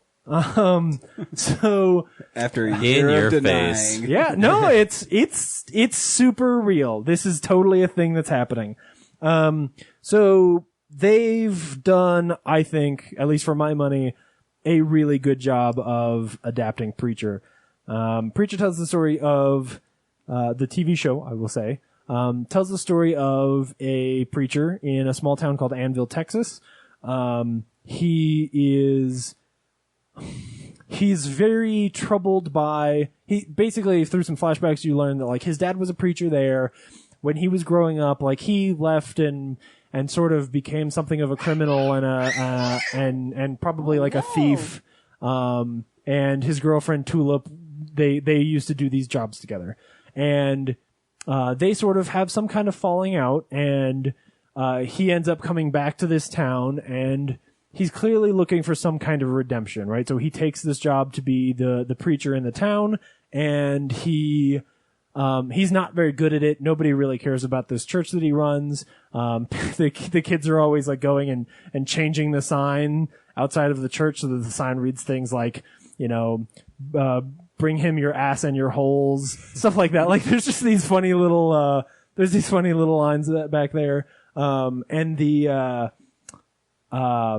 so, and it opens with, the show is really irreverent in all the ways it should be. So it opens with like this weird, like cartoon show, or like, it looks like an old 50s PSA where they're like showing you the stars, you know, like this is really old animation style. And so you're looking at space, and there's this comet flying through space, and it flies through like the rings of Saturn, but it all looks like, I don't even want to say it looks like it's cardboard or anything. Like, it just, I don't know how to describe it other than it looks like an old 50s like PSA kind of animation. And then it comes down, and here's the Earth, and the comet's flying straight towards the Earth, and like it says Africa on the country, in like those big block letters, like that old, you know, cartoon style.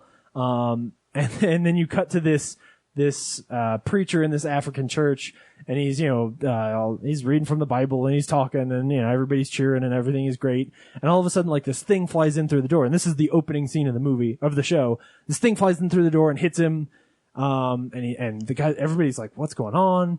And somebody yells like, oh, it's a miracle. And everybody gets really loud, and the guy stands up and he yells, be quiet, and everybody becomes silent. And he starts to say like, oh, I'm a prophet. Like, this, I don't know what's going on, but this is crazy. Like, something really magical is happening here. And at that point, he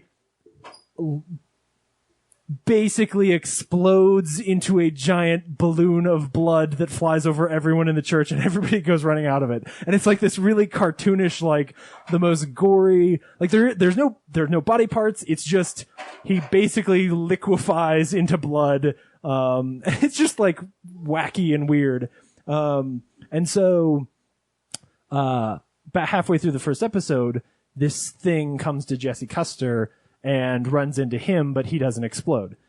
And he's going through this whole thing where the local townspeople are all assholes and they're terrible people. And, he's trying to find redemption for himself, but every time he prays, he doesn't hear God. He goes and he talks to this kid, who has shot his face off. And the kid's like, my dad tells me I shouldn't go to church because he thinks I'll just be a distraction. Because his dad is a complete asshole and the worst person ever.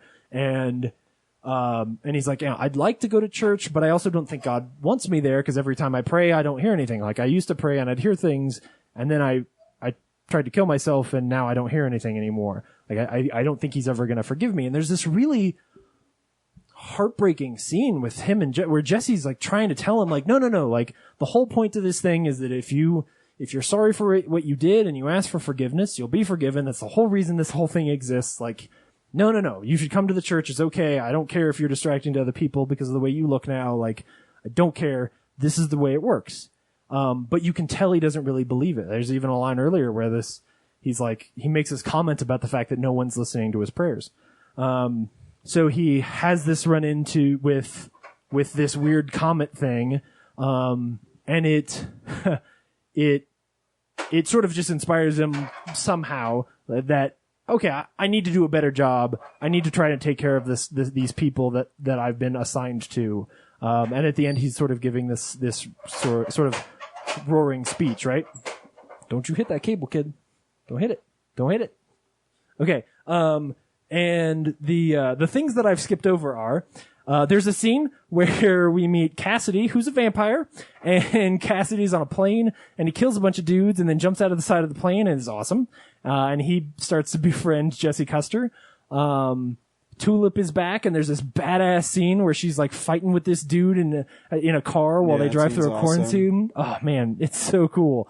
And then she like, she meets these kids, and she MacGyvers together a bazooka. And it's almost like that scene in Mad Max where Max like walks off and blows up all those cars and you don't see any of it. So she leaves these two kids in the cellar and is like, you guys stay down here. It's like a tornado. You guys stay down here. I'm going to take this bazooka I've MacGyvered together upstairs.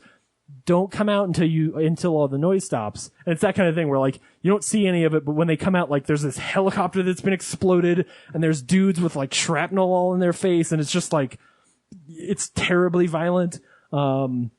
But Tulip is pretty cool. Tulip is actually the character I was most worried about, but they've done a good job there.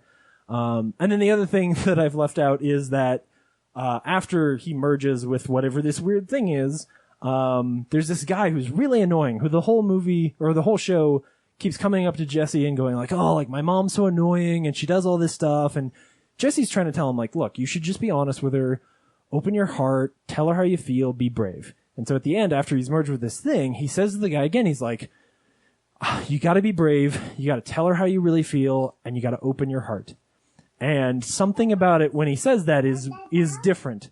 And the guy walks away. And as he's giving his speech at the end about how he needs to be a better preacher and take care of these people, we're also cutting back and forth to here's this guy, and he gets on a plane, and he flies out to see his mom, who lives in Florida. And he sits down with her, and this is the very last thing you see in the show.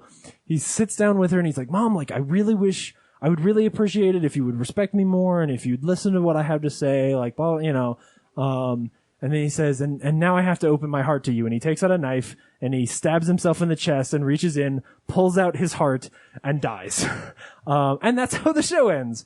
And it's that kind of thing where it's just like, it's way over the top, and completely irreverent, but really fun. Like they've done a good job of like keeping a pace and like adding in this weird quirky stuff that is bizarrely fun. Does he not have a sternum? Because you can't just cut in your own chest and take your own heart. There's two things. One, it's preacher, so yeah, you can. Two, he cuts in like below his ribs and reaches, like it's it's a messy thing. Like he reaches in underneath his shirt and like you just watch his whole hand just like whoosh and shove in there, and then he rips out like this little, and it's corny and silly and dumb, but at the same time, I don't know, it was just a funny little scene, right? The point being that one of the powers that Jesse gets is that he can tell someone to do something and break their willpower, and they have to do it. And he's really good at not knowing that he's doing it and completely fucking over people's lives in terrible ways. And there's a lot of stuff that they've buried the lead on. There are a couple of angels in the show, but they don't reveal that's what it is. They're like, unless you've read the book, you don't realize like, oh, that's what these two weird guys are. There's a really great like little scene where they're in the bar and the TV's on in the background, and the whatever this thing is, it's going around to other people. Like, it's not just that African dude at the beginning who dies. Other people have died. And on the news, Tom Cruise died. Right. On the news at one point, they announced like, and Tom Cruise exploded at a Scientology event today. I was laughing so hard. I was like, really? The one criticism that I have of the show, and I will repeat that people shouldn't watch this show. It's terrible, and people shouldn't read the book. It's awful, and it's violent, and I can't recommend it to everyone, or to anyone, but at the same time, I really love it. But so Preacher is written by Garth Ennis, who is this British guy, and so it is both irreverent, but it's also like this sort of love story to the West and to Americana from a guy who doesn't really understand it. And that's part of what's really great about it, is there's a lot of stuff where he's paying homage to a lot of like Western films and Western culture and all that stuff. And there's not as much of that here yet. But on the contrary of that is I think they've built Jesse into a more interesting and deeper character than he even is in the comics, right? It's this whole sort of religious back and forth that he has, I think is a lot more compelling than it is in the book. But they also, in the book, they jump into the story a whole lot faster, right? Like here they're taking their time. So I'm surprisingly really excited and interested in this show. I think that they've done a really great job, and I'm impressed that they've succeeded as much as they have. Again, I can't recommend it to anyone, but it's really good. So, yeah, Preacher's a thing. That's a weird thing to say.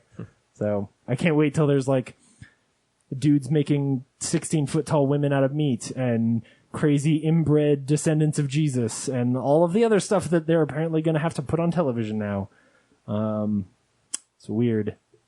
Good. It's really weird. So, yeah, that's what I've been watching. These are the Blu-rays coming out this week. Perfect. Get me the video cassette of Spaceballs the movie.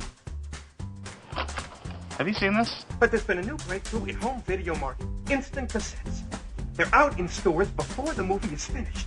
Okay, this one, you have to check this out sometime. I can't even... Just promise me you'll rent it. Sir. What? Are either one of these any good? I don't watch movies. Not much too early. Prepare to fast forward. Preparing to fast forward. Fast forward. Fast forwarding, sir. Well, this is the last time I rent here. You'll be missed. Screw you! No, go past this. Past this part. In fact, never play this again. I'm bizarrely excited for this week.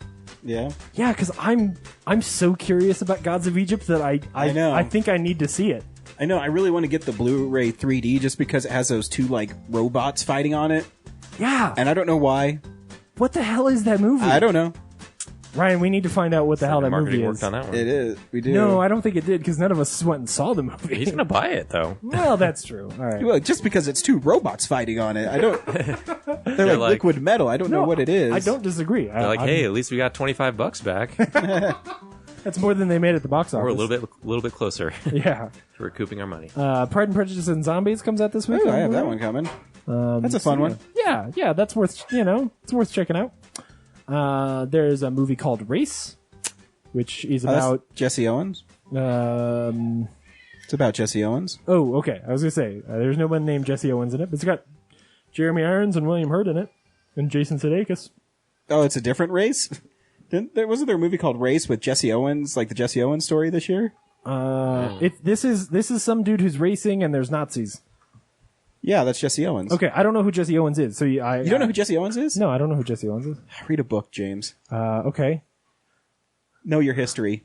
I read Preacher. Does that have Jesse Owens in it? He is an African-American athlete who went to Nazi Germany and beat all the Germans to squash Hitler's ideals of white supremacy. Oh, cool. Oh, I've heard that story before. I just don't know the name. Yeah. I don't know. Anyway, 999 is coming out this week, which I really wanted to see. That's from the guy who directed... Anybody remember? Nope. Oh, John Hillcoat. Yeah. It's John Hillcoat. So it's the guy who made The Proposition and The Road, and that's why I wanted to see it. But okay, it was cool. in and out of theaters so fast that I missed it. But I remember that was. I think the it was reason released why. the same day as Batman Superman. That's why. It was something dumb like that. Yeah, absolutely. Like trying to counter program a movie that's going to make $200 million. Yeah, its even first though week. like what the movie looks like is it looks like a Sicario-esque like cop drama, cop action drama. So it's hard to not want to see that. Now You See Me is getting a 4K release. So am I supposed to rewatch that before we go see the new one? Oh, we're not seeing it. Something else comes out that week. Oh, thank God. Oh man. All right. I think Turtles comes out the same week. June 10th, right? No, Turtles is next week. Turtles is next week? June 3rd. Wow. June 3rd. Well, then maybe it's this June week, I 3rd. guess. Whatever it is. There's something else coming out that I'll just week. look it up. There's an Arrow release this week with a really cool cover for a movie called Bloodbath. Ooh. This is a really neat, like, it's not Charles Burns, but it's that kind of comic style, very, black and gray. And it's like, it's this woman in a cellar, and she's surrounded by all these angry paintings, and then there's a dude at the cellar door with a knife. But it's like a cool, old comic art cover. I don't know. It's really neat. You should look up Bloodbath. Who knows if it's any good. Yeah, Now You See Me 2 is June 10th. Yeah. What else comes with Warcraft and Conjuring 2. Oh, so it's because we got to go see Warcraft. Yeah. And then finally, Venom. This is clearly a movie where pretty ladies in their underwear are attacked by giant snakes. Nice. It stars Sterling Hayden and Klaus Kinski and Susan George Klaus and Kinski. Sarah Miles and Oliver Reed's in it. It's a pretty cool cover, I think. It's pretty silly and dumb. Oh snap. Okay, here we go. This will be fun. It was supposed to be a perfect crime. The sexy maid, Susan George from Straw Dogs, a psychotic chauffeur, Oliver Reed, and the international terrorist, the legendary Klaus Kinski, kidnap a wealthy 10-year-old from his elegant London townhouse, but they didn't count on a murdered cop. What? Is the cop already dead? Maybe they accidentally murder a cop or something. A desperate hostage siege, and one very unexpected house guest, a furious... and one very unexpected house guest, a furious black mamba, the most lethal and aggressive snake known to nature. It can attack from 10 feet away. Its bite brings excruciating death, and it's on the loose. Now, terror knows no antidote, and the ultimate in slithering mayhem is Venom. Anyone else knows James is the only one laughing? Sorry, I'm laughing because the fact that halfway through the description of the plot of the movie, it basically turns into Kevin Smith's story about Superman Lives, where it's like, a black mamba, the most dangerous and vicious animal in the animal kingdom. Like, really? It terrifies Steve Irwin. Oh, man. Like, half of the description of the plot of this movie is an explanation of what a black mamba is. Oh, that's why I thought it was funny. Anyway, so yeah, maybe buy a copy of Venom. That's this week. Exciting. Is it? This week on Real Nerds Podcast, we went and saw X-Men Apocalypse. James, should people go see X-Men Apocalypse? You had to start with me. I'm really frustrated by this movie. I would say that if you're an X-Men fan and you are gonna see all X-Men movies, the ninth X-Men movie. Can you believe that? yeah, man. Well, including the singular ones, right? Yeah. In this run, Deadpool included. counting sort of First Class as a reboot, it's the third, which maybe Sophie Turner was referencing that. So I think that the bones here are really good. I was really, really bored by this movie. And I have a lot of problems with some of it. There's some fun stuff in here. So I think it's worth like renting. If you're really a big X-Men fan, maybe go check it out. But it's hard for me to say like, yeah, you should go spend your money to go see this movie in theaters. Because I was just really bored. I was pretty disappointed. So yeah. Brad? I wasn't. I actually enjoyed it a lot. It's not my favorite X-Men, but still thought it was pretty good. There's one sequence that is a complete deviation from the plot. As fun as it is, it's completely unnecessary. But I still enjoyed it, and if you like X-Men, it's perfectly fine. I don't know how to open an Otter case. Will you open that for me and put my phone in? Thanks. We all three tried. All three of us have tried to open this Otter case. He's We not have kidding. no We idea can't what's figure it going out on. without breaking it. I gave up. Yeah, really. We don't know what we're doing. We're not real men. Yeah. She's gonna do it with a flick of her wrist, and we're all gonna just like. Our wieners are just going to droop. See, it says you just peel it off on the back. The directions don't make any sense. It's true.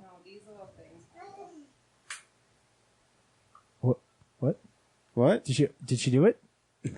Anyway. Ryan, should people go see X-Men Apocalypse? I'm kind of like in Brad's thing. I had a lot of fun with some of this film. I've liked the First Class and On a lot. There are some issues I have with it. Sometimes I thought the special effects were really bad. But I'm a big fan of Michael Fassbender's Magneto. Absolutely. I think James McAvoy is matured into a really good Professor X. The performances here are all they're all like super strong. So yeah, I mean, if you like the X-Men movies, I would definitely see it because there's some. I think the story's really fun, and I like the threat of the villain. That the villain is. I mean, I think the villain's scary in it because you're not sure like how to defeat him. But yeah, so yeah, I think you see it. Here's the trailer for it. Things are better. The world is better. Just because there's not a war doesn't mean there's peace. He's coming.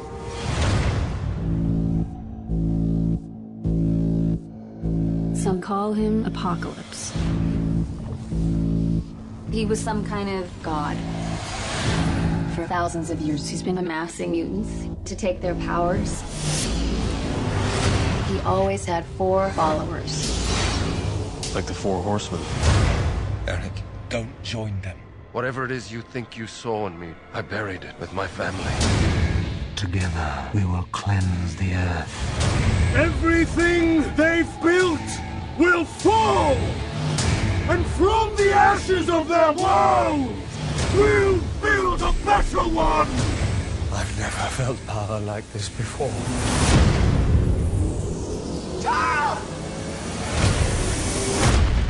They took him. Raven, the world needs the X-Men. I'm not a hero. Students look up to you. If I'm going to teach your kids something, I'm going to teach them how to fight. Follow me. Kill her. I'm not afraid of him. Magneto, he's my father. What? Him and my mom, they did. No, I know. Not all of us can control our powers. Then don't. Apocalypse means to destroy this world. It's all of us against a god and the most powerful beings on Earth.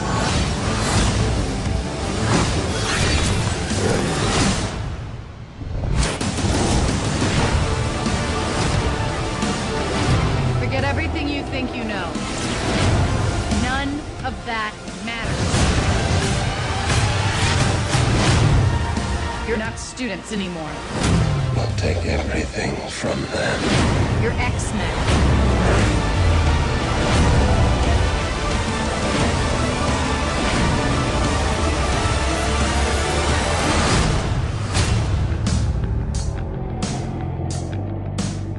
Well, you've been busy. We had a little help.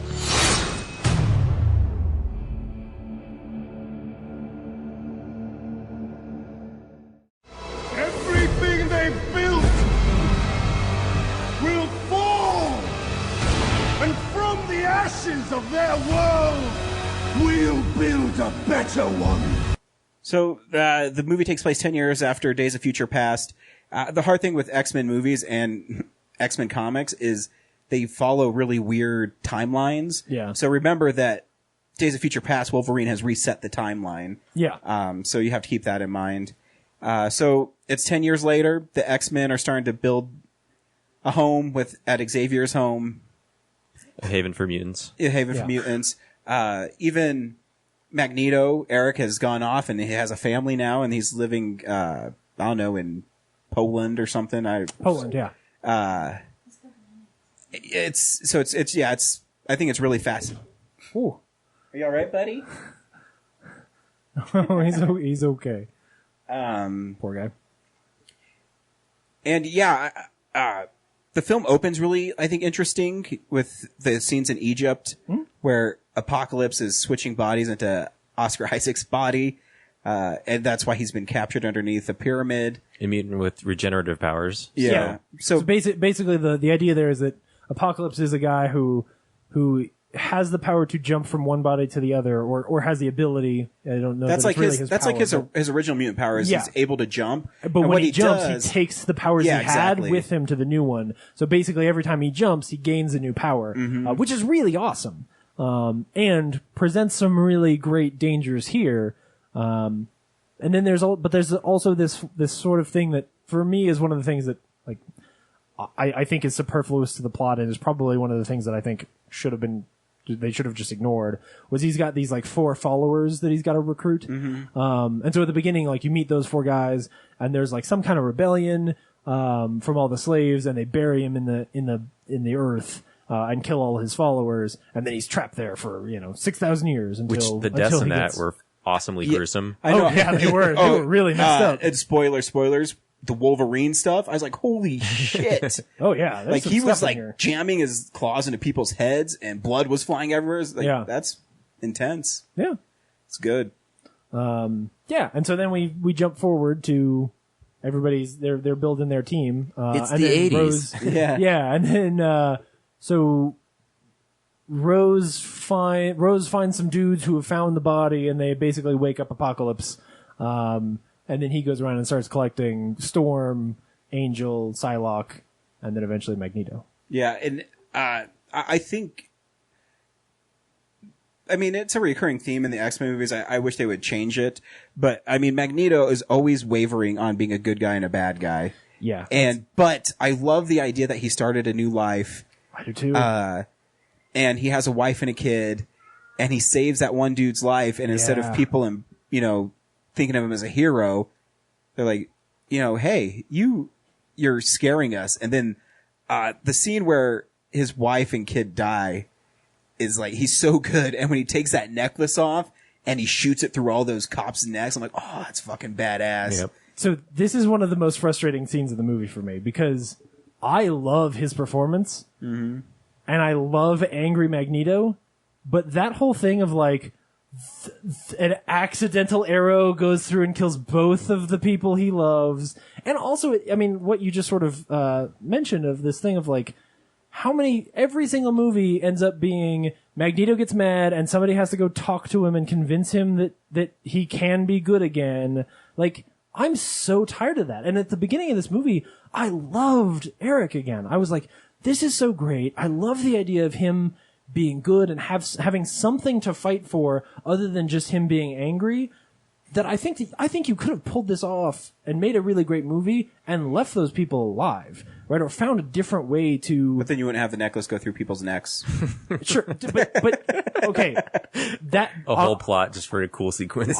Honestly, I think that scene only really stands out in this movie because it's one of the few times that mutants use their powers in cool ways, right? By comparison to Days of Future Past, which has these amazing action sequences where these mutants are doing all these awesome things, and it's really like it's these scenes that you can only get in an X-Men movie. Like most of the action scenes here for me are pretty bland. The Quicksilver thing rescue was awesome. Quicksilver was not awesome for me. I was Wow. For me, the Quicksilver scene was languid, and like halfway through that scene, I was like, why are we still watching this? This is in some ways a repeat of what we saw last time, right? Like you're just doing the same thing, from the last movie where that was really cool. Whereas But here it's bigger like, and badder. except that here's the thing. That scene to me is such a poorly assembled sequence because you're making this thing really fun, while at the same time we're blowing up this house, and that should have some weight, but it doesn't really. And then you're also killing a character off.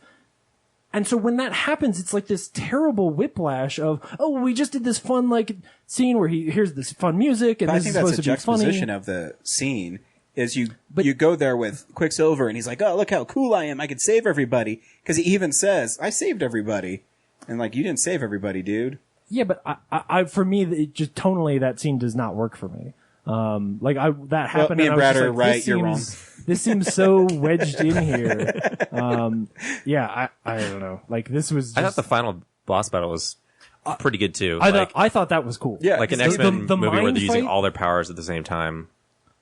So, Like is like, I don't. Maybe I haven't seen the other movies in a while, but it just seemed like, usually it's like one-on-one, but the fact that they're like combining stuff, much like Civil War, what was cool is like, in the airport thing is like they're finding clever ways to like bounce their powers off of each other to get to their goal. So I don't know. I loved the mind fight at the end. Like, that part to me was really cool. Like him fighting Apocalypse. Like when he's like, oh, thank you for letting me into your mind. And he goes in and he's just standing there and he's like, look at my hair's cool. Like, I'm gonna fuck you up. Like, that was awesome. Right. And they start fighting in their mind. But the fight in the real world is like, Scott takes off his glasses and shoots a laser, and Magneto is just throwing like beams of metal at him. And like, it's not actually, by comparison to the opening sequence of Days of Future Past, where you really are getting that, I feel, where you've got, Blink throwing up these things and people shooting stuff through holes, and like, there is all of this combination. Like, there's none of that here. And then it ends with Phoenix, which the setup there is so cool, right? Like, he's calling out to Jean, and she comes in and she starts fucking shit up. And then it's like this weird pseudo thing where she's walking in the middle of the air, and it looks so cool. But then she just screams and he sort of melts, and it looks cool, but it's just not an interesting action scene for me, right? Like, I had more fun in the mind fight than I did in the real fight there, where I was just like, really? Like, this is what you had? Or even the fight before that, where you've got, this is Bryan Singer, the guy who brought us the original Nightcrawler action scene, which is so fucking awesome, right? Like, still one of the best mutant fight scenes in any of these movies. And Nightcrawler here, like, yeah, he bounces around a bunch, but like, I don't feel like his action scenes are that interesting. Like, he teleports Angel into a cage and then pops out, and like, it's just not as kinetic and cool. I just don't think that Bryan Singer's having fun here.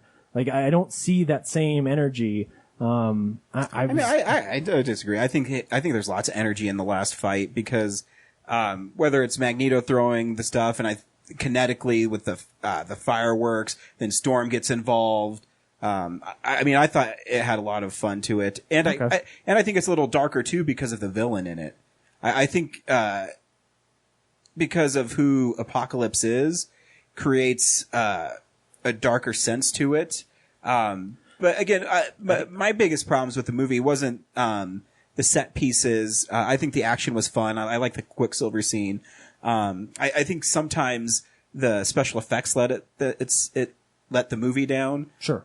There's parts when Magneto, when he first starts raising like the metal from the earth, and there's the ship like turns sideways, like the boxes in it look really fake. And that's like that last shot at the end where the container ship's on its side. I was like, this is dog shit. Why are you making us look at this for so long? That takes me out of the movie. Oh yeah, that was really bad.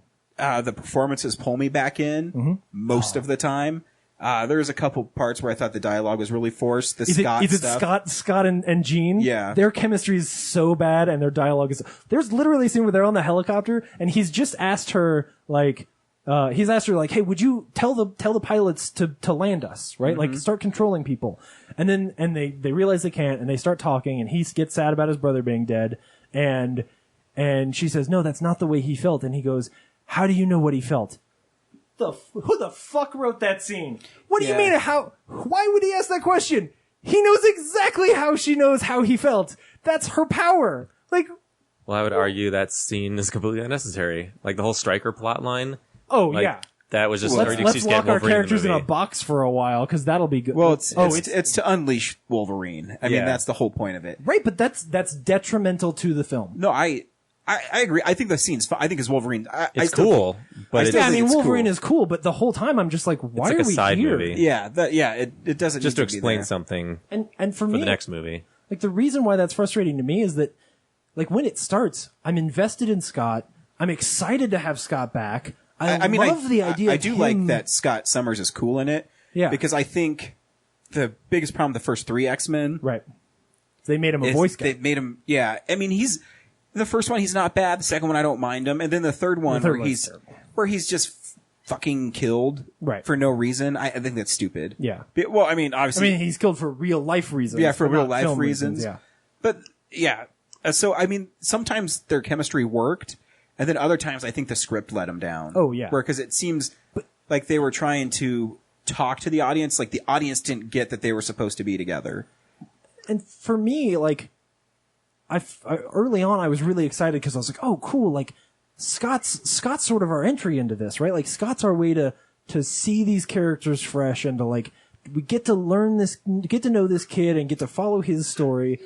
And we end up just having his story just be a lot of distractions, and he doesn't, like, I don't feel like his arc is actually that powerful.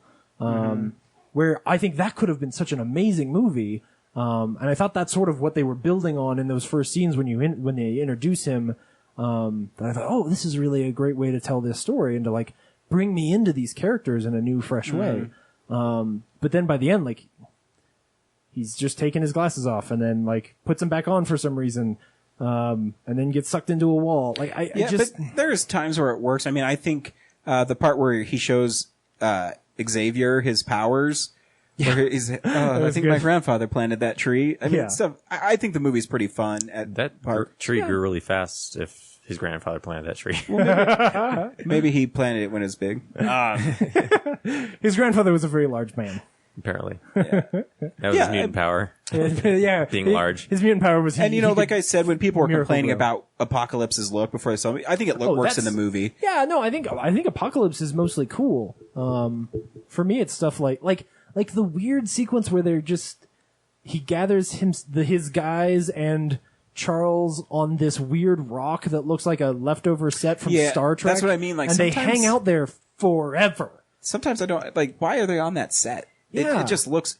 It looks weird in the tone of the rest of the movie. Especially because, like, the bone, I don't love everything that's going on in that scene, but the framework of that scene is so cool, right? Like, he meets Charles and he's like, this is such a great power. Like, I can really use and abuse this. And there's so much potential there.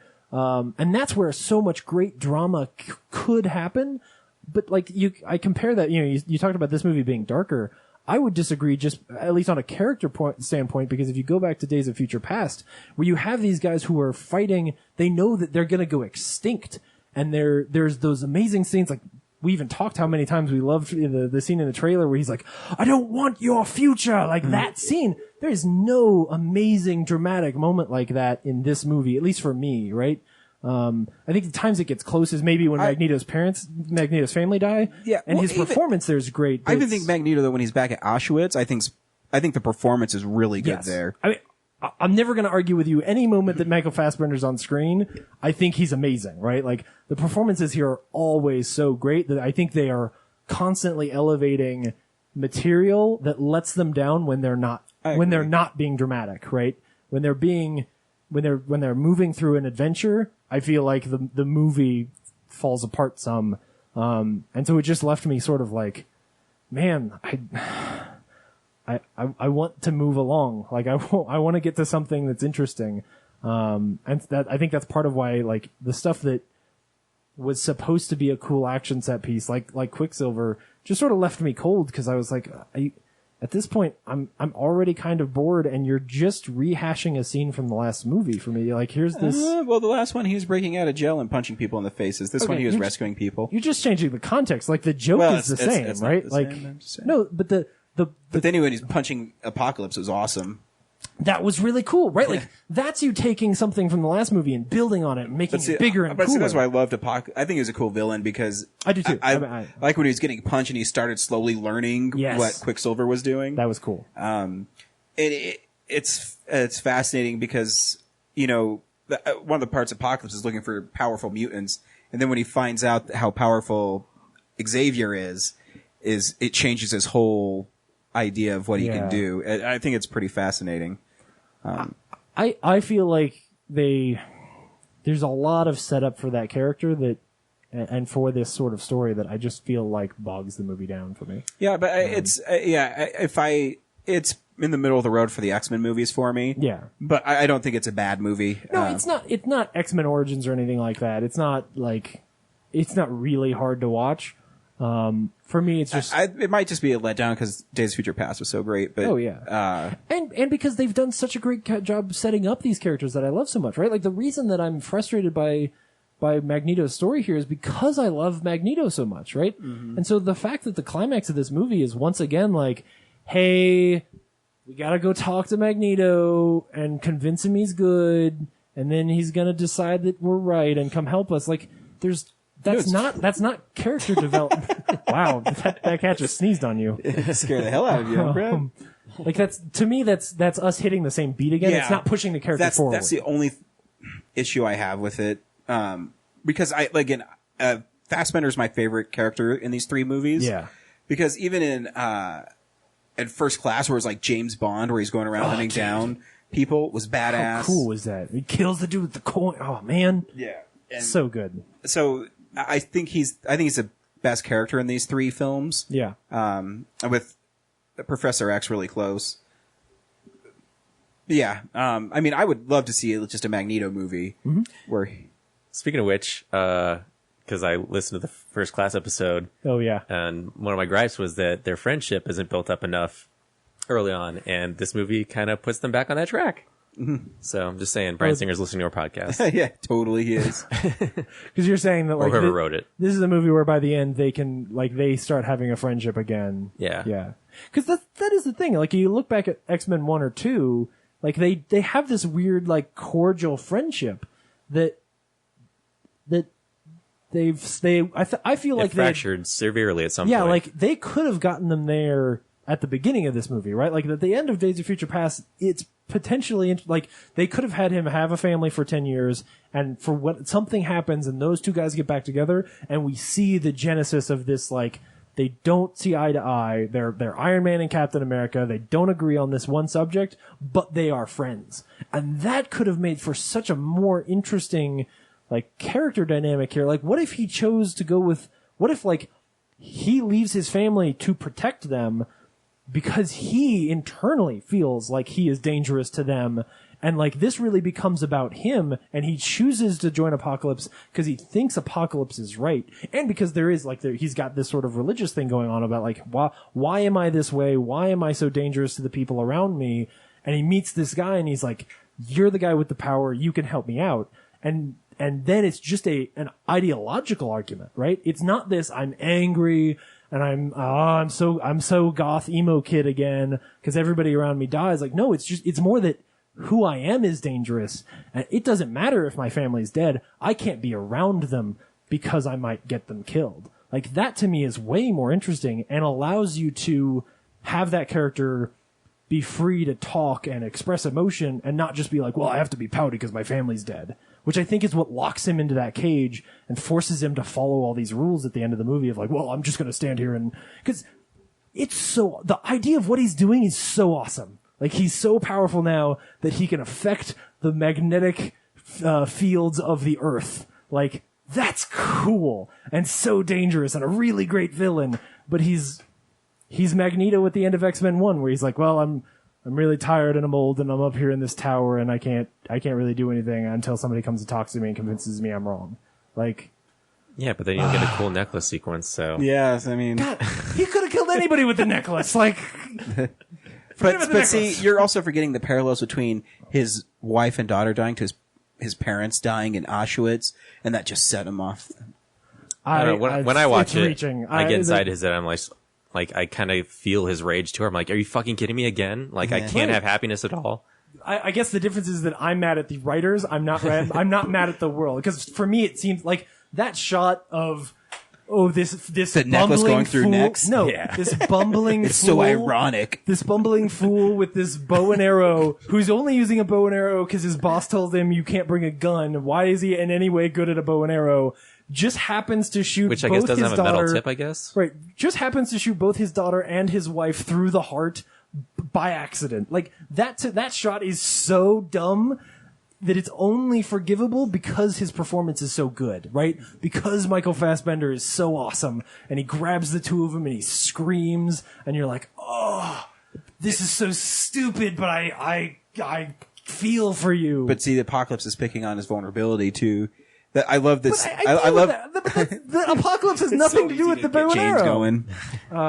But when he shows up at the factory, I love. He's like, "You're going to see my power." Oh, that's awesome. And then Apocalypse shows up. He's Right. like, "Who the fuck are you?" He's like, "You're not going to stop me from killing these people." Then Apocalypse just kills them all. downs them. Yeah. It's awesome. And it's really fucked up that, like, when he does that thing where he quote kills people by sinking them into the ground or sinking them into walls, they don't die. No. Like that dude, when he does it to the first dude, like the dude's eyes are bouncing back and forth. He's like, I'm stuck in this wall now. Yeah. Like, I don't know what the deal here is, but so like those dudes who fall Hope into the somebody floor, finds me. yeah, like the guys in the floor of the factory are choking, are like suffocating under that floor, and their hands are all, that was messed up, man. Yeah. And then Magneto threw all those metal things through Apocalypse. It's awesome. Yeah, that This movie cool. this movie is pretty violent. It And is, then yeah. It's awesome. Phoenix blew off his skin, and he's like, Yeah. all has been revealed. I was like, what does that fucking mean? Can we just talk about the fact that basically I feel like this whole franchise has been writing its way back to forgiving Bryan Singer for leaving the franchise so that he can finally do a Phoenix movie? Like, this movie leaves us in the same place as the second movie. If I mean, I'm not a huge X-Men fan comic book wise, right? But I am a huge fan of the villain that's going to be in the next one. If you're having confusion about what happened at the end of Apocalypse, the tag scene, Essex is Mr. Sinister, right? And I think Mr. Sinister is the coolest villain in X-Men. So, really, yeah, because he's really He's a CEO, something. yeah, he takes like the Weapon X program and makes himself a mutant basically, and he like clones mutants. So he's an interesting character. He's not your typical I want to rule the world. He's more of I want power. he's like, hey, I think these mutants are kind of cool, and I wish I was one. Yeah, Why and I don't think the name give Mr. myself Sinister a- is cool. Yeah, for sure. You know they're gonna rename him like Stephen Essex, and somebody's gonna be like, "You're so sinister." Okay. On that note of making that joke, there are two sentences in this movie where they use the word apocalypse in like when they're describing who Apocalypse is, because they never call him Apocalypse, and like Rose says like, you know, Alex says like, oh, it's like he's gonna bring on some kind of apocalypse, and then Rose's next sentence is something, and then some kind of apocalypse, and I was like, okay, we get it. He's Apocalypse. Like, come on, guys. Yeah. And then the Department of the War Department, they do stuff like that too. Yeah, like, But there's weird it's like little a lines second about out of the movie. I forget. Oh no! I know. It was funny it was very close to, you know, having a like in The Last Boy Scout. There's a line where they almost say like, oh, you're like the last Boy Scout. He doesn't quite say it, but you realize they're tempted to say it, and this is the same kind of thing where like, Oh, what the hell? I am Iron Man. Greatest ending to a superhero movie ever. Yeah, man. Which has now come back to biting him in the ass. Yeah, that's why it's awesome. Yeah. Who would have thought? The mistakes that Tony Stark has made have all come back to get him. That's why Civil War is such a great movie. I feared that one day my mistakes would come back to haunt me. And the price would be more than I could pay. Yeah. You have done nothing, for you should be ashamed. I have done nothing, and for that I am ashamed. I fucking love that movie. The Patriot, if you don't know what I'm talking about. No, I know. Hello? Next week we're seeing Turtles. Yeah. Out of the Shadows. Out of the Shadows. You excited, Brad? Yeah. It's I think it looks fun. Yeah, it's gonna be. I'm giving it a shot. I hope that there's the things I like about the last one are the last shot of this new trailer where like they're going down the river and there's a giant tank and a bullet comes right at the camera and the turtles are all doing kung fu in a river. Like that silly stuff was the stuff that I found fun in that last movie. I just want to say Cowabunga once. Sure. Yeah. I watched some clips and it seems like a lot of what was missing from the first one was the turtle humor. Yes. It was so April focused. And I feel like what I've seen, it gives some of that back. I don't know if the jokes will be funny to me being 34 years old, but but that's what I mean. I just want it to be fun. I don't, because, you know, when I see Bebop and Rocksteady, I think it looks fun. Yeah, I like that part of it. And I have very little affinity for, like, I had the helicopter when I was a kid, like the TMNT helicopter thing. Turtle blimp? No, it was a helicopter. The helicopter like with the boxing gloves? Yes. You pull the trigger on the back and the... I had that thing. See, obviously me and Brad grew up with the cartoon, so I have a very soft spot in my heart for Ninja Turtles and the arcade game, and so I'm just hoping it's somewhere along the lines of that, and it's fun. Yeah. It's the sooner you bring it, like, they just released a TMNT like video game. It's from Platinum. Mutants in Manhattan. Yeah, you shouldn't play it because Platinum is not very good. It looks really good, but yeah, I read it doesn't play very good. Yeah, they made the Legend of Korra video game, which was abysmal. Anyway, I watched a guy play it for about an hour this week and talk about it. He'd played through the whole thing. Anyway, off track. But like in that one, they bring in that turtle humor, and it's a fine line between like, hey, this is pretty dumb and annoying, and hey, this is really witty and fun, and I like this thing, you know. So that'll be an interesting thing to watch them do. So cool. So, till next week, Turtle Power.